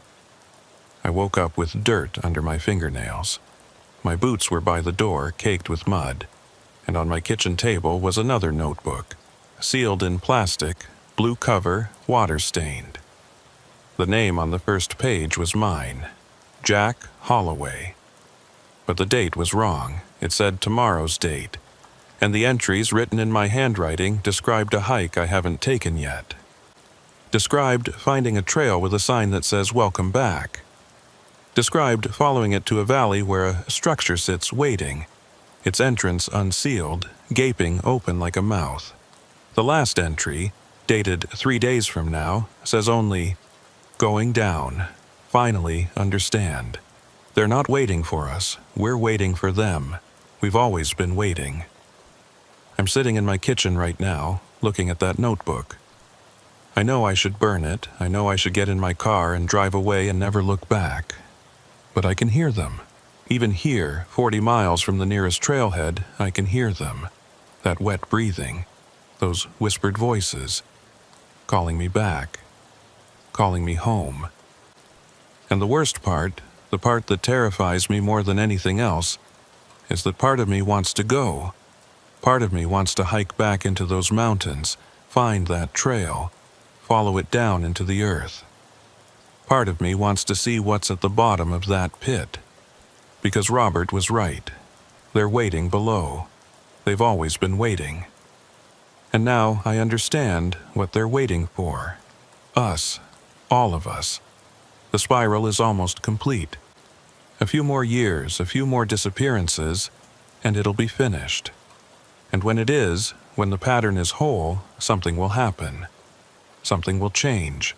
The structures will open, all of them, and what's been waiting in the darkness will finally come up into the light. I'm going into the mountains tomorrow. I know I am, even though I'm sitting here telling myself I won't. The notebook says I will, and the notebook hasn't been wrong yet. I'm leaving this account where someone will find it. Maybe it'll matter. Maybe someone will read this and understand, will find a way to stop what's coming. Or maybe it won't matter at all. Maybe this is inevitable, has always been inevitable. If you're reading this, if you've found this document, stay out of the Appalachian Mountains. Don't go hiking alone. Don't follow unmarked trails. Don't ignore the warning signs. And if you find a structure made of stacked stone with an entrance leading down into darkness, don't go inside. Don't look into the pit. Don't listen to the voices. Because once they know you're there, once they've seen you, they won't let you leave. They'll wait. And eventually, you'll come back. You'll have to. We all do. It's March 23rd. Tomorrow is March 24th, the date in the notebook. I'm going to try to stay home tomorrow. I'm going to lock my doors and stay inside and ignore the pull I feel. The certainty that I need to go back to those mountains. But I know I won't succeed. I know that tomorrow morning, I'll wake up and put on my hiking boots. I'll pack my gear. I'll drive to the trailhead. I'll find the trail with the sign that says, "Welcome back." And I'll follow it down, into the valley, into the structure, into the pit. Down to where they're waiting. I'm sorry. I'm so sorry. I tried to warn you. I tried to make you understand. But it's too late for me now. Maybe it's too late for all of us. The spiral is almost complete, and when it is, you'll understand too. You'll all understand. We're not the ones waiting. We never were.